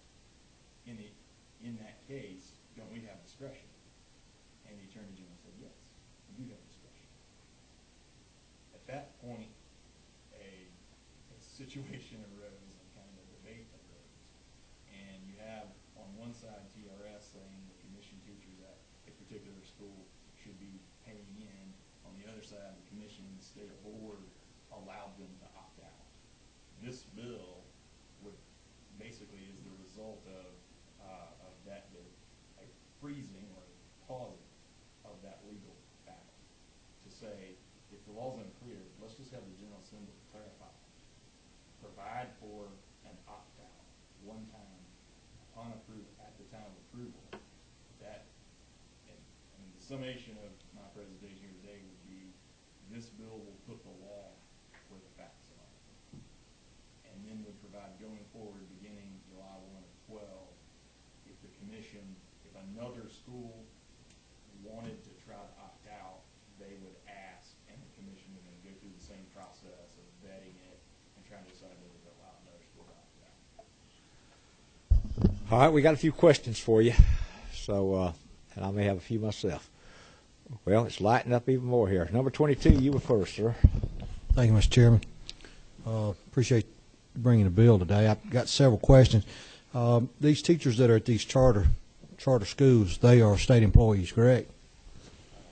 I don't think they are state employees. It's a state school, isn't it? It's a commissioned charter school. Okay, but they are technically state employees. They get their check from the state. Well, they actually, money would flow from the. I understand where the money flows. The money flows from the state to the local board, and they're paid that way, correct? Did it go to the? Well, where does it go, Mr. Peavy? Can you help us with that? Does it go? Do they pay? Are they paid directly from a check from the Atlanta Heights, or? They are paid by a check from Atlanta Heights. In this particular case, and correct me if I'm wrong, I'm representing the management company. These particular employees happen to be employees of the management company. That's not a standard across the school. That happens to be one of the arrangements of this particular management agreement that's in place between the Atlanta Heights Charter School Board and their management company. So in this particular case, these employees are actually employees of the management company. The Atlanta Heights Board pays the management company on behalf of the teachers, and the management company actually issues the check to the teachers. Okay, but where does the management company get its money? It absolutely does come directly from the Department of Education. Okay, all right. What's going to happen? And all of these teachers have to be accredited, right? They have to have a teaching certificate, certified teachers. What's going to happen to these teachers if they decide they don't want to teach at this charter school anymore? And they've opted out of teacher retirement? What's going to happen to them when they move to a public school? I think if you read the provisions of the bill, should be very clear in terms of. Well, a lot of this stuff is not clear, so that's the reason I'm asking. The time spent at this particular school or any school that opts out would not count towards teacher retirement. If an individual teacher taught at, and we'll just use Atlanta Heights because that's the only one that's asked for this particular provision, if they're teaching here and they spend 5 years here and then choose to leave and go to another public school somewhere else, their time in TRS would only start based upon the date they started at that public school. So, in other words, this school is very much like a private school. It's just got state certified teachers at it. I think one of the, and I appreciate the opportunity. Thank you very much for the opportunity to come here and talk with you today, Chair. One of the tenets behind the charter school movement and education reform in Georgia as a whole is the idea of choice. And I think one of the things that's represented by this is certainly choice for students and parents, but this is also choice for the teachers in this case. They are making a known choice on the front end that they choose to go to work at a school that offers a different option for a retirement plan. And I think part of of coming along with that is the idea that they would know what the consequences of that are too. What is the option for them as far as the retirement is concerned? Can you answer that in a little bit more detail? I think the school has provided the information. Ben probably has more detail on it. Right. I mean, it's a pretty standard form. Okay. So is it that the school does not want to pay the employees' portion of the retirement? Is that what they're not wanting to do? That's part of the proposal they made to the Okay. commission. All right. Thank you, Mr. Chair. Yes, thank you, Mr. Chairman. I see in the letter from Speaker Pro Tem Jones that, and I think you've just referred to the fact that a school has been approved for this policy. And will this school utilize a 401k retirement plan for their employees? And does the charter school board for that school provide for an employer match for this 401k? Oh. Okay, thank you. Thank you, Mr. Chairman. Thank you, Mr. Chairman. Should this pass, this would apply at the time of a new charter being issued. Is that correct? It is, except that we made the law retroactive to 2009, such that it would grab all of the commission charter schools that have already been approved, which would include the one that's already. Okay, that was my concern. So you've got teachers that are currently teaching in charter schools that have been serving and are under TRS system.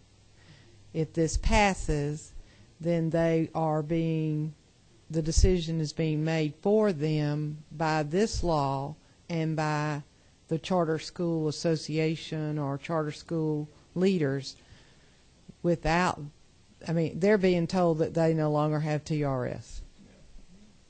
It would make the irrevocable opt-out. So the individual opts out, not the system. The school. Okay, so if the school takes a vote and opts out, then you've got some teachers that wanted to stay in and some that didn't. If they voted too, then those teachers lose out on their retirement. I think the provision here, if it helps clarify this slightly, there are currently, in this given school year, 8 commission schools in operation. There's only one of those that asked as part of their charter development to opt out of TRS. So the other 7 are already in TRS and would not have the option to back out and go with a separate private plan. So we're only talking about one school here, and those teachers are already not in TRS and a part of the 401k plan. Okay. So the other schools would not have the option of backing out if you use those terms. It's only done once upon the initiation of the school. There seems to be some questions about that. Well, yeah, because even though they may not have voiced any interest in doing that, this law would allow them to do that by the date that's in it. Well, we've gone back to 2009 for that one school that's already asked to be out. All the rest of them are in there. But just because they haven't asked to doesn't mean they might change their mind. Well, the commission charter school, the Georgia, what do we call y'all now? Sorry, the charter school commission would have to approve it to start with. And y'all did approve this school because they had a good plan going before they came into you. I think y'all said initial approval. The other 7 schools did not ask for this, so their window of opportunity to opt out of TRS is passed. And it would only go forward for new approvals after July, which would be 13, I think, or 12. What was the date in here? 12. July the 1st of 2012. So this one school that's already opted out, it would be included, and then everybody July the 1st of 2012 going forward, if they wanted to opt out, which that would be. That would be a part of their commissioning. That'd be a part of their commissioning, yes, ma'am. Now, if a school has issued a charter by you guys, and I got several other lights blinking, I see. I'm going to come to you in just a second here. You guys have issued a charter, and they want to come back and revise their charter. How do y'all have a provision in place for them to do a revision of the charter that you've given them? I mean, they could come back and ask you for several different things. There is an opportunity to amend the charter, yes, but I don't think the way this is written, it's only the initial approval they have the opportunity to opt out. Of this, but you can amend it for other items like the core curriculum things they want to do or whatever there. All right, let me try to figure out who was next. I think number 29. Just cancel it. Okay, sir. Number 11. Okay, got that one. That's quick. Number 16. Number 16. Yeah, I'm trying to. Let me. I'll let you read. No, you go back and read. I'll go no, to this got 17. confusing. Let me get that again now. The 7 that have already done it. It says from the date the charter is issued. That's you tell me there's no way they can't appeal to that charter commission when they reapply or so they're in the TRS forever. That's a guarantee. All right, that's all I want to be. And okay. And do all teachers at that school have to go into the alternate retirement? Can some opt to stay in TRS? If let's say you got 50 teachers and say 25 of them say we want to go in TRS and others don't want to, will they have the option of going both ways? I'm talking about half what couldn't do. Everybody's got to go to the alternative. Okay. That's what I want. Okay. It is reflective of the choice being made in terms of one of the tenets of charter school movement is that choice piece. Right. It is a clear choice. Oh, I know that's right, but so it's the majority of the teachers that vote or whoever votes to do that. They all have to go that way. They all have to go that way. It's an all or nothing. Even if that teacher's been, let's say that teacher that goes to that charter school, let's say like the Ivy Prep Academy in Gwinnett, say they were part, or the Math Academy, they were there. They were all Gwinnett County teachers. And let's say that when at the time of approval decided they wanted an alternative retirement, and they've got, say, most of those teachers got 12 or 15 years in TRS, they would have to come out of TRS? I think that would be entirely based upon that teacher's individual decision. That's the idea behind it. Well, you're saying they couldn't stay in both. That's what I'm wondering. Well, at that point in time, that's why this is done on initiation of a charter. That's done before a school hires any of its employees. Okay. The employee would be making a conscious Hiring that I'm no longer be a member of TRS. I've got to go in this other one. That's the intent here. That's my concern. Decision by that employee going in. There are a number of reasons why an individual school or board might want to do this. There's certainly an opportunity to look at this as an option that some teachers or potential teachers might really enjoy the affordability of moving this around. So that, from the commission's perspective, we looked at it as one of the tenets of choice that they have in terms of defining their own flexibility. And this is it. That term irrevocable. You heard the debate earlier about the universities. That's what scares me. Okay. Number 17. All you say is 8 schools. 8 that we have currently in operation this year. That number jumps to 17. Is any of them, how many? It'll be 17 next year. Okay. Out of the 17, are all of them, any of them, like right beside each other? Location-wise? Yeah. No, sir, not directly. They're county by county. What I'm getting at is what would keep 1 or 2 schools going together to become the school that did opt in? That would certainly be a fundamental change to their charter agreement. That is something that would have to come back before the commission. I don't know how we would entertain that, but I really don't foresee that being something that we would look to do. Did I get 27? I've got another question. Okay, that's fine. Actually, I'd just like to hear from TRS about how they think that this could impact them. Okay. We can do that. I had some questions that I sent to them the other day.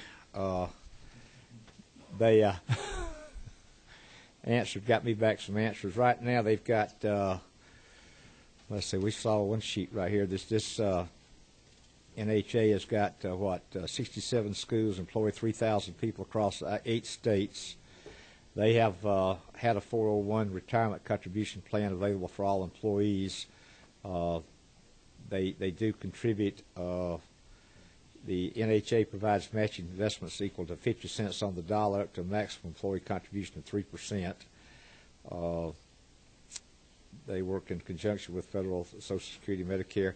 I asked the question yesterday about how many people, teachers or staff currently employed by Atlanta Heights were working in the public school system in Georgia and were members of TRS. It said there were 13 individuals that are, and I think this is right, that came to work for you guys that had been members of TRS, but knowing that you guys are not going to be, or at that time they came to work for you, were aware of the fact that you were not planning on being in TRS, and they voluntarily made that decision. So they've either frozen their time with TRS, hopefully they didn't go in and draw their money out, because at some point in time they may want to go back and work in a public system that's going to be TRS. I think it said you've got overall participation in your plan is 97%, 32 or 30 employees are electing to save for their retirement at different rates. You've got 12% are participating at 6% or greater, which are maximizing their matching contributions, and one employee decided not to participate. But y'all are paying, the average employee is contributing 3.15% of their annual earnings. The NHA contribution is about 2.5%. Average employer contribution at Atlanta Heights is about 1.58% contribution. Brooks, you have another question for TRS? 10 schools at the present, the new ones. How many of those have opted to go with the new? None. So they will not have any more opportunity. They are done. Yes, sir. All right. Who will manage the second thing? Who will manage these funds that they will? They're going to a 401k. Who will manage that 401k? Who is the private management company? Who's making the money on this? Have they got a contract with y'all? Have they got a contract with the charter school? Yes. So this company has a contract with y'all, so it's lucrative for these schools to go into that because this management company works for y'all? The management company has a direct contractual relationship with the school board. So there is With what school board? Nonprofit, local board, the Atlanta Heights Board of Directors. And what percentage does the school board get back of that, of the funds for allowing them to manage? I'm not sure. There will be a percentage back, though, won't there? There would be some. The school would get money back for allowing their employees to be in that. Is that correct? Because somebody's making some money on that. Am I correct?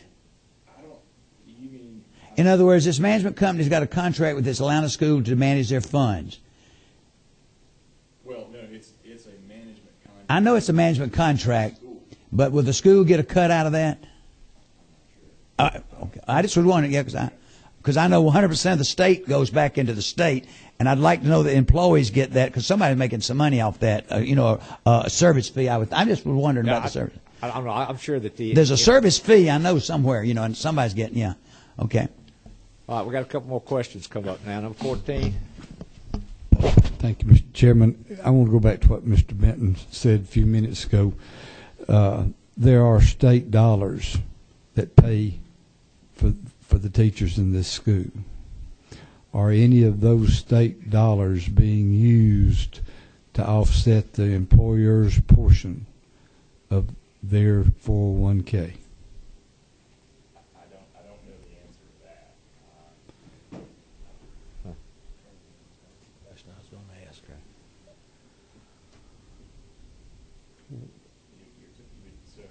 So any, any state dollars that flow through part of the standard management agreement between charter school and management company, whatever service delivery the management company would give to the school, I don't think that there would be a direct payment where the company would be offsetting some of its match.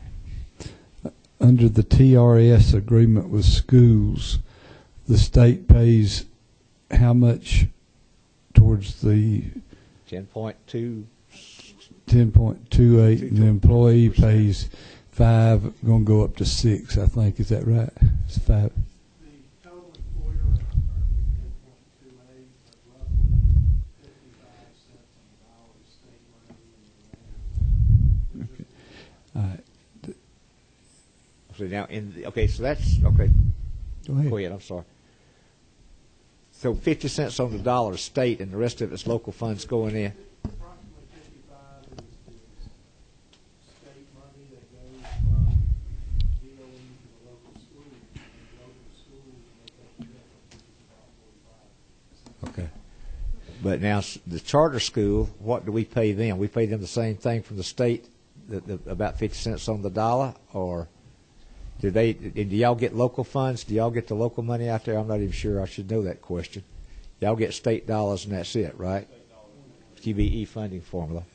You get the QBE funding formula and that's it. Mr. Matthews, you got another question? I got another one blinking here. My concern is not so much that, is that it would seem to me that the 1.5 match that you give on the charter school system would not come close to being what the 15% that the state gives with local with individual is 10 point something plus 5, so it's 15. I don't think that comes anywhere close to being an amount of money. And are they aware of that when they sign the contract? They are aware of that. Does the charter school pay better?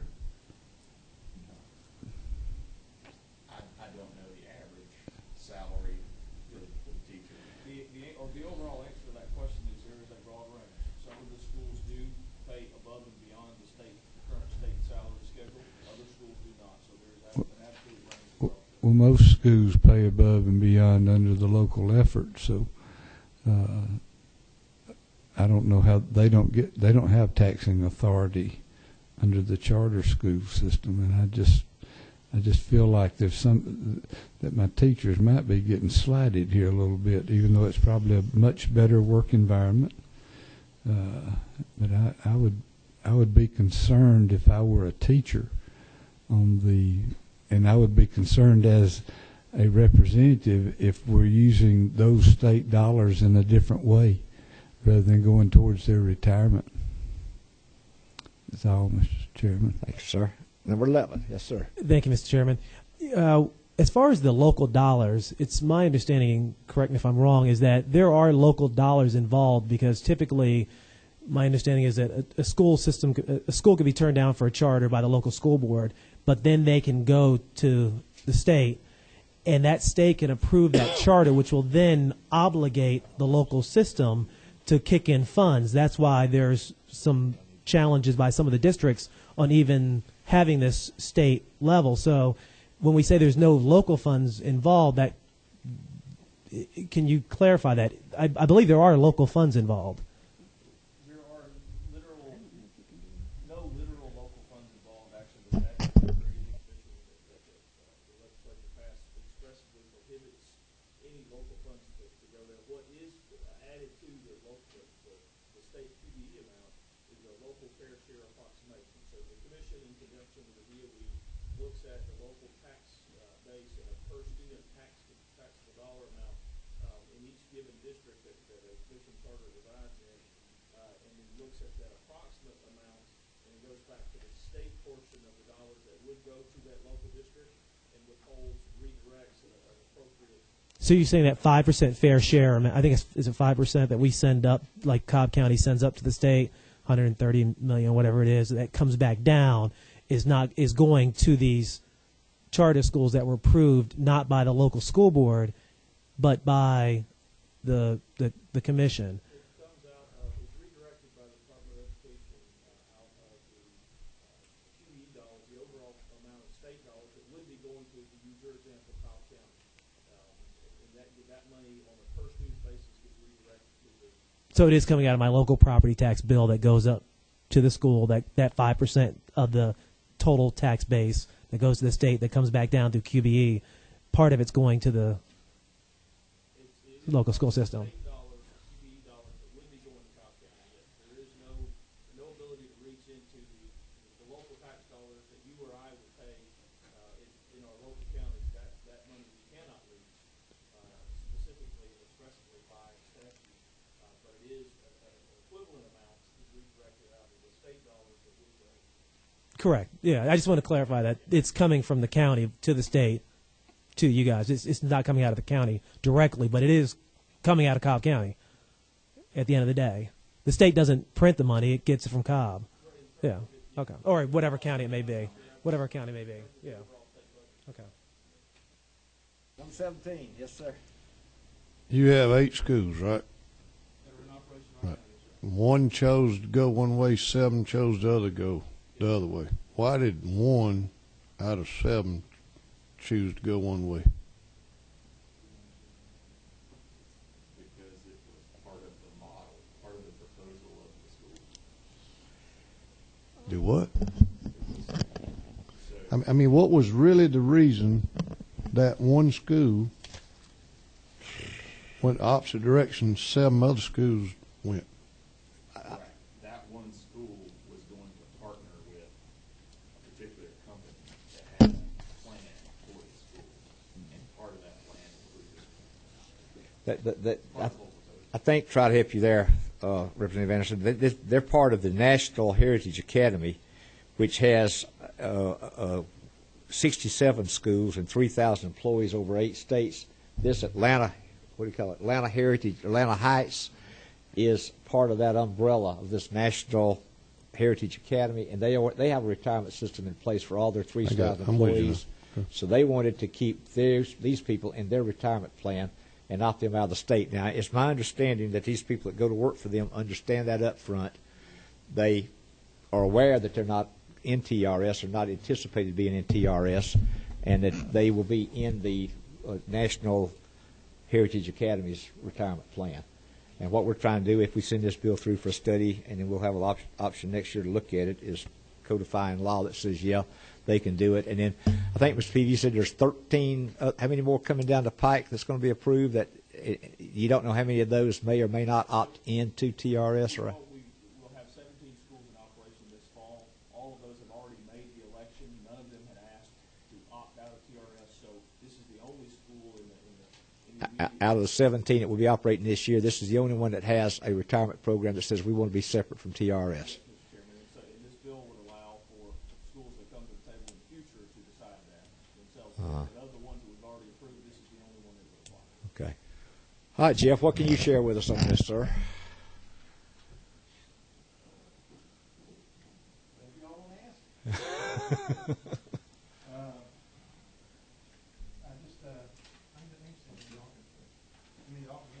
Yes, sir. Just a couple comments that I just want to make. In the original presentation, well, let me start out. This is a policy thing. Just like I said earlier on the ORP, this is a policy. If this is what, the legislature and the governor, this committee, legislature, governor decides to do, we will follow those, policies and work with the commission. Just a couple of just minor corrections. In the original presentation, it was indicated that there were 2 Attorney General opinions rendered. There was only one opinion rendered. The first request came from Superintendent Kathy Cox, and they received an advice, from the AG's office. It was not an opinion. And then just to seek further clarification, we requested an opinion. And that's all we wanted was an opinion. And we got that opinion, which the opinion, as correctly stated, said, the law is not clear. TRS has the discretion to decide whether or not these individuals should be under TRS. I do have a little bit of concern, and the chair through David to clarify, but the way I read the sub, any of those schools that, really any of the commission schools, if that dates to 09, can change their mind, and if they decide to opt out of TRS, they can. And unless I'm just missing something here, this would appear to me that any of the commission schools would be able to change their mind or amend their charter and opt out. David can clarify that. That's just the way I read this. Yeah, go ahead, David. You're on. This bill has morphed some, as a lot of bills do in the drafting, and it's turned out that it's not entirely clear. The bill contained an opt-out provision, I think, at one time for all of the schools, and that prohibited it from being a retroactive law. It applied to existing schools, but it didn't go back or pretend to go back and try to pick up an event that occurred in 2009. As it's drafted now, it's on the borderline. I would think that it would. The argument could be made that any existing commissioned charter school could opt out. I mean, if you say, well, this restricts it only to schools that made the decision in 2009, then that becomes pretty close to being a retroactive law, which you can't do. I think the proper legal way to do it would be to provide an opt-out for existing schools, which would cover all of the schools. If you did that, there would have to be a provision put in for rebate from the TRS to the schools and to the teachers, because right now the TRS I don't think would have the legal authority to write a check if some existing school opted out. Another wrinkle in this, I hear that the teachers in this school are employed not by the school but by a management company. That makes them not public employees, and under IRS ERISA laws, they would not be allowed to participate in the TRS. They have to be public employees, not contract employees. So that's another wrinkle to think about. Well, are they contract employees? Now, we've heard that discussion. Are they actual contract employees with the national management company? Yes. They are employed directly by the company. Well, does that make this bill? Well, in looking at it, maybe they, if state law otherwise, and I'm not familiar with Title 20, if state law authorizes contract employees, then they couldn't be members of the TRS. And I apologize for not saying this earlier. It just occurred to me while I was sitting here thinking about this. Part of the issue is employees of public schools are members of the TRS. Right. And all charter schools, be it local, state approved or commission approved, as part of the stipulation that they're a charter school, they are a public school. But this one happens to be through a management company that manages 67 other schools, and that was approved by our charter school system. And I just had one other. All right, give us your other. And they can probably explain this, but in the 09 approved charters, for lack of better like to call them, just as one out of those, I think it's one out of those, one to go a different way and opt out. And the rest of them have language saying that they'll be, under TRS. The petitions that have been approved during 010 has a phrase in there that would, this is the way I read it, would give them the ability to opt out if they wanted to, because it starts off in saying, until clarifying legislation is enacted, all qualified teachers must be in the TRS. So, the charters were tweaked a little bit in the language as far as what retirement system they would be under. And, just to, I think the statement was made, any of the ones currently approved would stay in the TRS. But with that phrase in there, it would appear any of those approved, if this legislation were to go forward, any of those approved in 010 would have the ability to opt out. What do you say to that language there, Mr. Peavy? Enlighten us on that. Again, the intent, as I read the bill, and I agree that this bill is more, because I actually, certainly plainly not the sponsor of it, so I have not morphed it myself.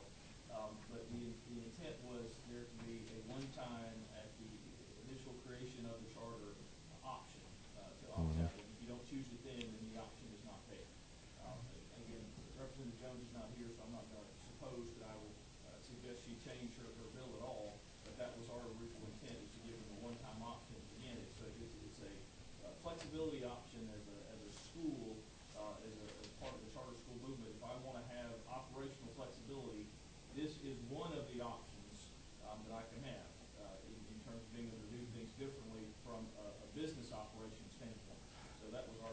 Let me address the question he just brought up, though, about the language you put in the charters, these that have been approved this year, about until legislation is clarified. So is it y'all's intent that if legislation is clarified and give them a window, are they going to be able to go back and opt out of the TRS? I think our thought process was that the legislation moving forward, we'd like to see it had the one-time option to them. And those who've already made that election and been granted the charter have missed that opportunity. That was our intent. David?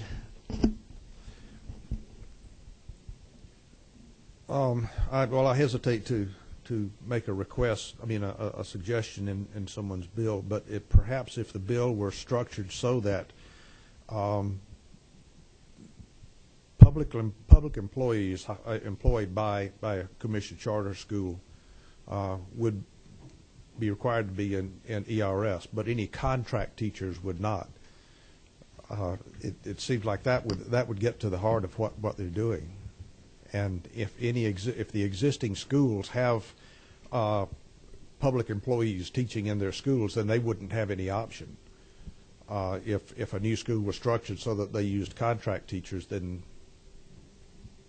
they would not be in ERS, and that would simply be stating the fact of the law anyway. That's what's going on now. Under ERISA. I don't think that's exactly what Mr. Peavy and him, the Charter Commissions, wants, though, and I'm not sure that's what Jan wants. He wants a certain amount of flexibility, I believe. Now, in this particular situation with Atlanta Heights, if this is moved forward, how can we address this particular school, leaving the other language in here if we wanted to move it forward with the option for? So we got 10 that's already been approved this year that are going to be in TRS, we know. Or we're assuming they're going to be in there, right? Total of 16. We'll have 17 schools altogether. 16 in TR. And plainly made a decision to be in TRS. So, to address this one particular Atlanta Heights school in this legislation here, what would we need to change to make that one? I think that you could make this prospective. Any future commissioned charter school would have the option. Any existing commissioned charter school, I assume that all of the other ones have direct hire public employees teaching. The joker in the deck would be the one that's using contract teachers. You could simply put a paragraph in that says contract teachers shall not be eligible for membership in the TRS. That would cover the situation as it is now. The ones out there who are happily participating in the TRS would remain in it. These folks would be out of it because they're contract teachers, and that would take care of the past. Going forward, we could give them the option whether, if they have public employees, they would be able to opt out. Okay. I would hate to have to draft that bill sitting at the corner of this table right now. Thank you, Mr. Chairman.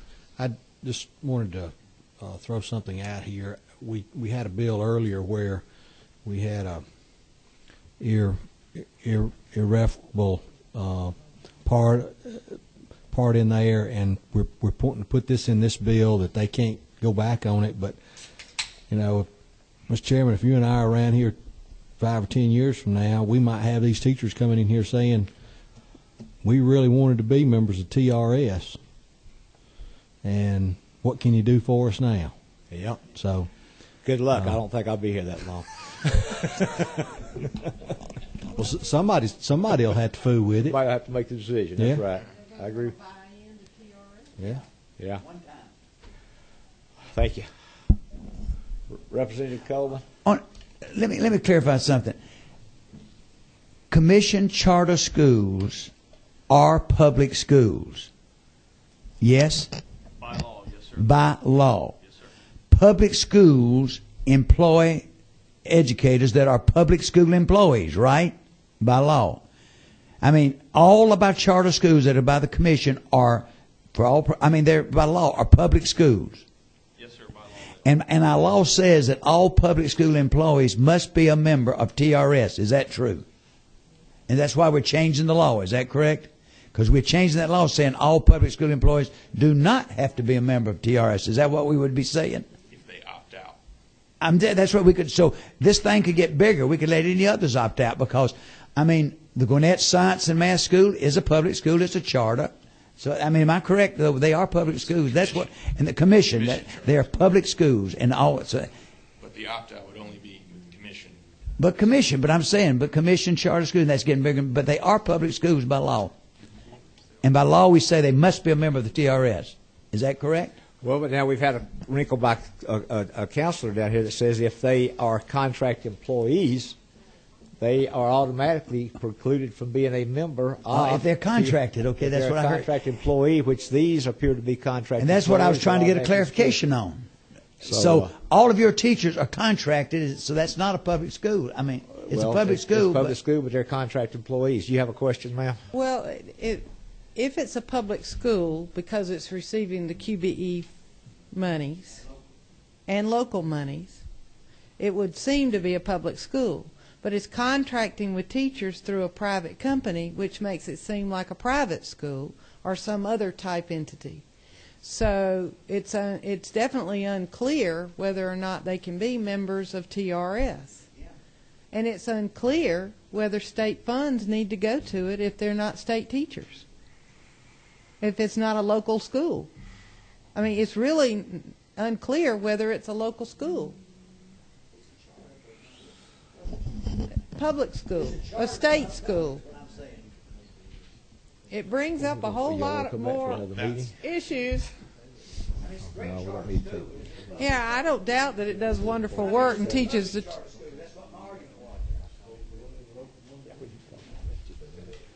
But it's a real blending of state and local money, of state and local rules, and it's really a mess. I think that's what the courts are trying to decide right now. Isn't there a Supreme Court case, a case in front of the Supreme Court now that's trying to determine what's what? Yes. And if they had made this decision, we might not have been making this one. If they rule in a certain way, then yes. This bill could be moot. It could be moot. That's right. Chairman Meadows. Mr. Chairman, I'm sitting here listening to all this discussion, and all I was supposed to do is find out whether we're going to send it forward for a study on a feasibility study. And now all of a sudden I'm into the Supreme Court, and Mr. Bundrick down there tells me I've got people that are working for me that can't be working for me. Are we sure we want to go much further with this? I think we're digging ourselves a hole. Thank you. Until I had some clarification on whether they are or are not employees at this particular school, if they're contract employees, and should we be getting state monies anyway, I don't know that I'm prepared to do a fiscal note study. Right. Well, that's everybody's opinion at this point in time. We can make that determination here in a minute.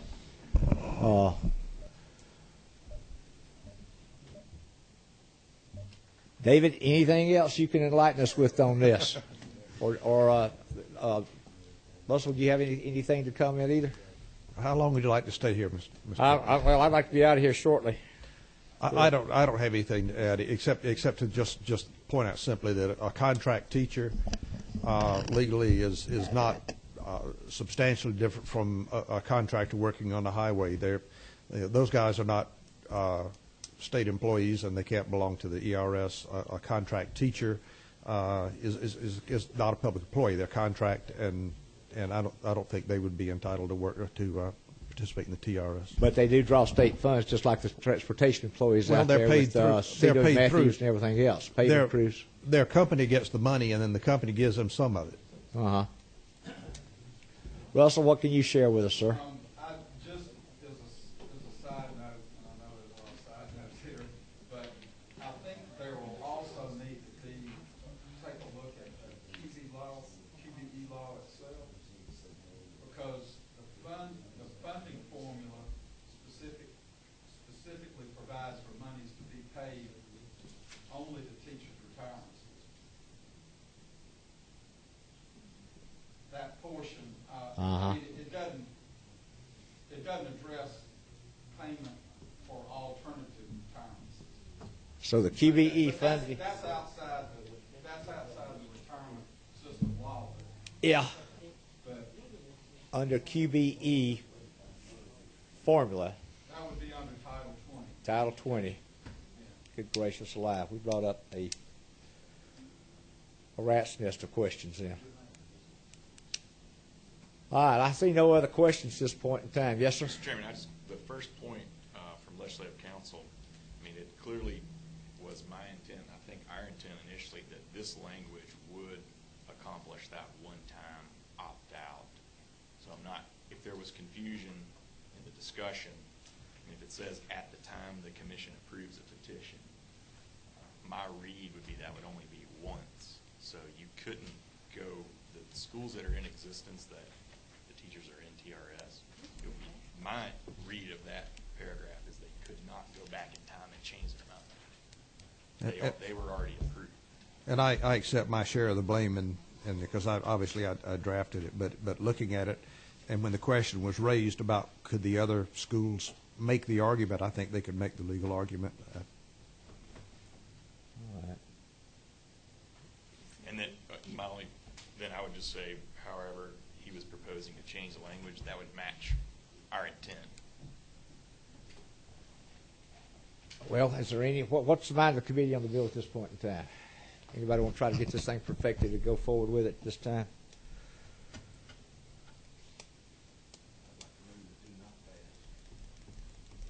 Second. We've got a motion here to not move it forward at this time. And a second. And any discussion? How long do you think it'd take to get mud out of the water? I don't know. You mean with Legislative Council Uh-huh. and working out an alternative way to write a one-time opt-out?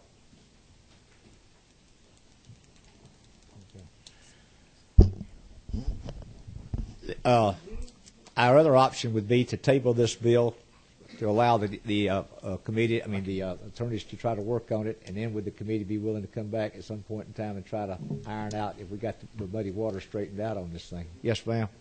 Mr. Chairman?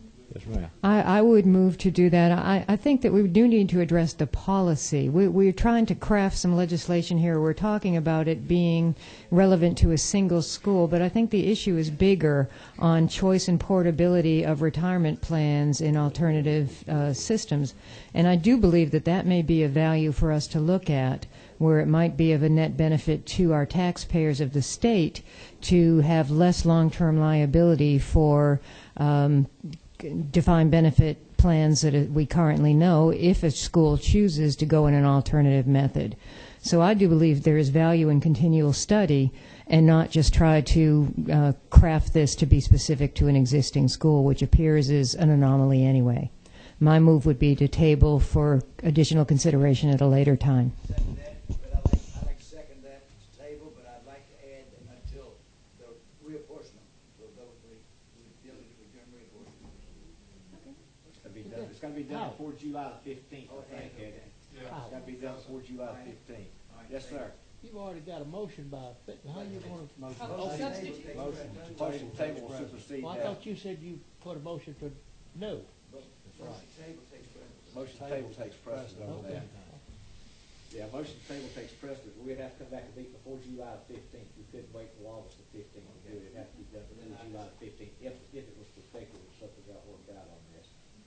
Okay. So that would be my motion. This motion to table it and take it up sometime prior to July the 15th if we could get everything worked out, because I think there's some issues here. If we can't get it worked out, then we wouldn't hear it. And the other bills will go forward at this point in time, right? Could we do that, David, send the other bills on forward for studies and then come back and hear this one separately if we get it worked out? I believe so. I don't think there's any requirement they all go at once. Russell's that a problem, you know? No, sir. We'll take care of it. Okay. All right, motion and second to table this bill and be heard prior to July the 15th if it's perfected and worked out. All in favor of that, make number say an aye. Aye. Any opposed, like sign? No. All right, we count that no. Thank you, Tommy. Our vice chair, thank you so much. All right. Thank you, Mr. Chairman. Y'all. Thank you. Try to see you again. Oh, Lordy. Y'all wore me out today. All right. Oh, Debbie, you voted no? Okay, we got 2 no's. Thank you. Anybody else want to be recorded no? Put me a note. Hey, thank y'all. Wait a minute. Everybody gonna change. I didn't hear all those. 1, 2, 3, 4. Pretty sure I got enough to pass that thing.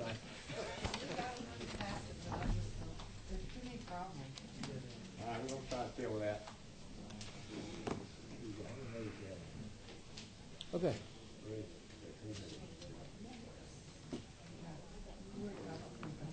183. Let's do 183.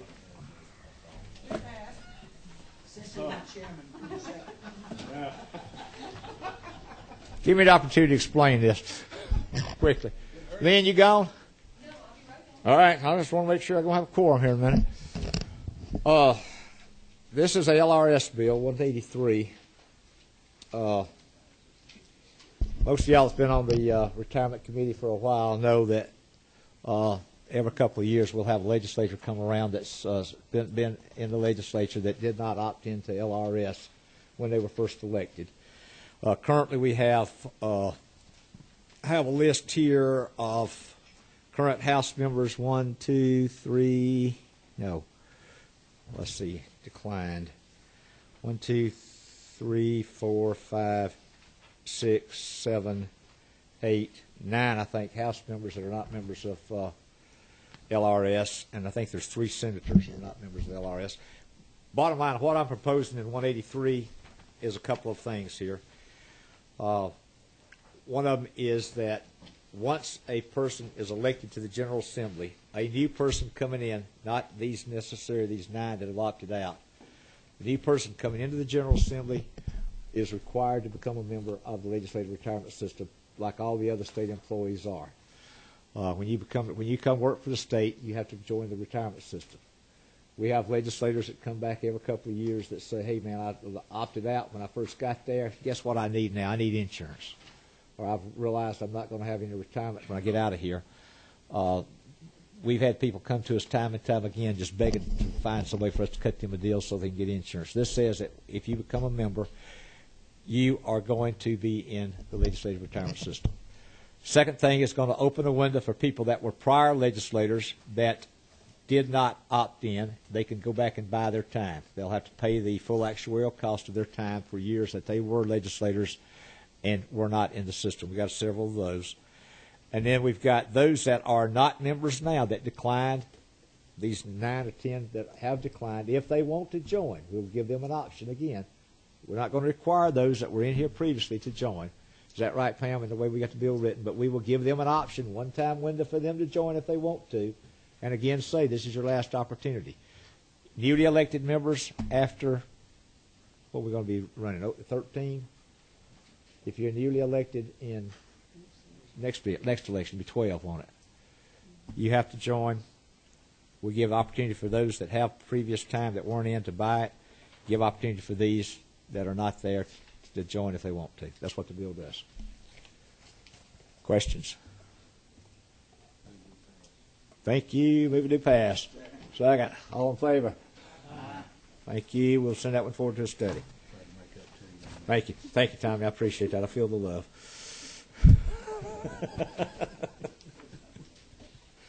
All right, we got one more. 295. 295. Transfer of accrued benefits. Now, Pamela, this is the one that is going to allow us to transfer teachers' retirement system to TRS retirement system. Is that right?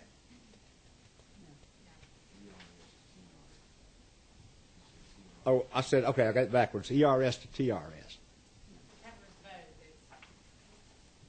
Oh, come up and explain to Bill. Explain what I'm doing here. Please. And why are we doing this? When we created the GSEPS legislation a couple of GSEPS, years ago that's right, that you passed, at the time it was a great bill, but we've run into some kinks in regards to transfers. So let's say someone's been in the TRS system for 7 years and now transfers over into ERS, what happens is they go into the GSEPS formula. Now, the way it would work, technically, the way it's written today, is all of a sudden all that service goes underneath a 1% formula. So what's happening is if somebody's in a 2% formula, now all of a sudden they get cut back down to a 1% formula. The reverse way is you can be in ERS for 8 years under GSEPS, and then all of a sudden go over to TRS, and your formula switches to a 2% salary formula. So that wasn't the intent. So we realized we had a transfer issue. Jeff and I worked with the actuaries to try to determine the best way to handle it. And what this bill is doing is kind of preserving what you accrued prior to your transfer. So if you had 8 years under TRS and you go over to ERS, when you retire ultimately under ERS, you're going to get 8 years under a 2% formula, so that accrued benefit that you had under TRS would be preserved, and then we're going to add on basically the 1% formula for GSEPS for that period of time you were truly in ERS. So you're not getting cut back over your whole entire service. We're going to preserve what you had. And the same with ERS. If you were 8 years under ERS, you get that 8 years of a 1% formula, and then you move into the 2%, and then we add it together. Okay, so we're not hurting either system, but the employer is only going to earn in each system whatever percent they had earned under the system at under the the time. system they were in at that time. Correct. And then the two systems will pay each other as they transfer. They'll pay the equivalent for that cost. So if you're coming from TRS to ERS, you're going to gain. Well, I guess you would. No, what will happen is if you transfer from TRS into ERS and you had 8 years under TRS, TRS is going to transfer the equivalent of an 8-year accrued benefit at that 2% formula to us, and then we will pay that amount out when the person ultimately when retires. Okay. But y'all got that actually worked out, and we just need to get this in law. You got to go, Mr. Chairman? Okay, I'll see you just a minute. Actually, you've got this worked out. Then we need to put this into law so that people can transfer now from under the new system. Under the old ERS system, we had it set up with actuary. I guess it could do with the ERS and TRS, but under the new GSEPs, we got to put this in law for that. To make sure people are not damaged going from TRS to ERS or ERS to TRS. Okay. Yes, ma'am, Ms. Buckner. But if you move from TRS to ERS and you retire, you won't get the COLAs from TRS, will you? Correct. And you won't get any because we don't have any in ERS. The way the statute is written is based on the system in which you retire under. And that happens today for existing TRS. Outside of GSEPs, that's the way it happens today. Anything else? Anybody else? I vote yes. All right. Got to move to pass. We have a second. Second. All in favor, let them say an aye. Any opposed, like sign. Thank you, ma'am. Thank the committee members. Your checks are available if you want to go by the fiscal office. Your list is over there. You can go by and get your check. Ms. Efficiency's already sent that over there. Thank our guests for being here today.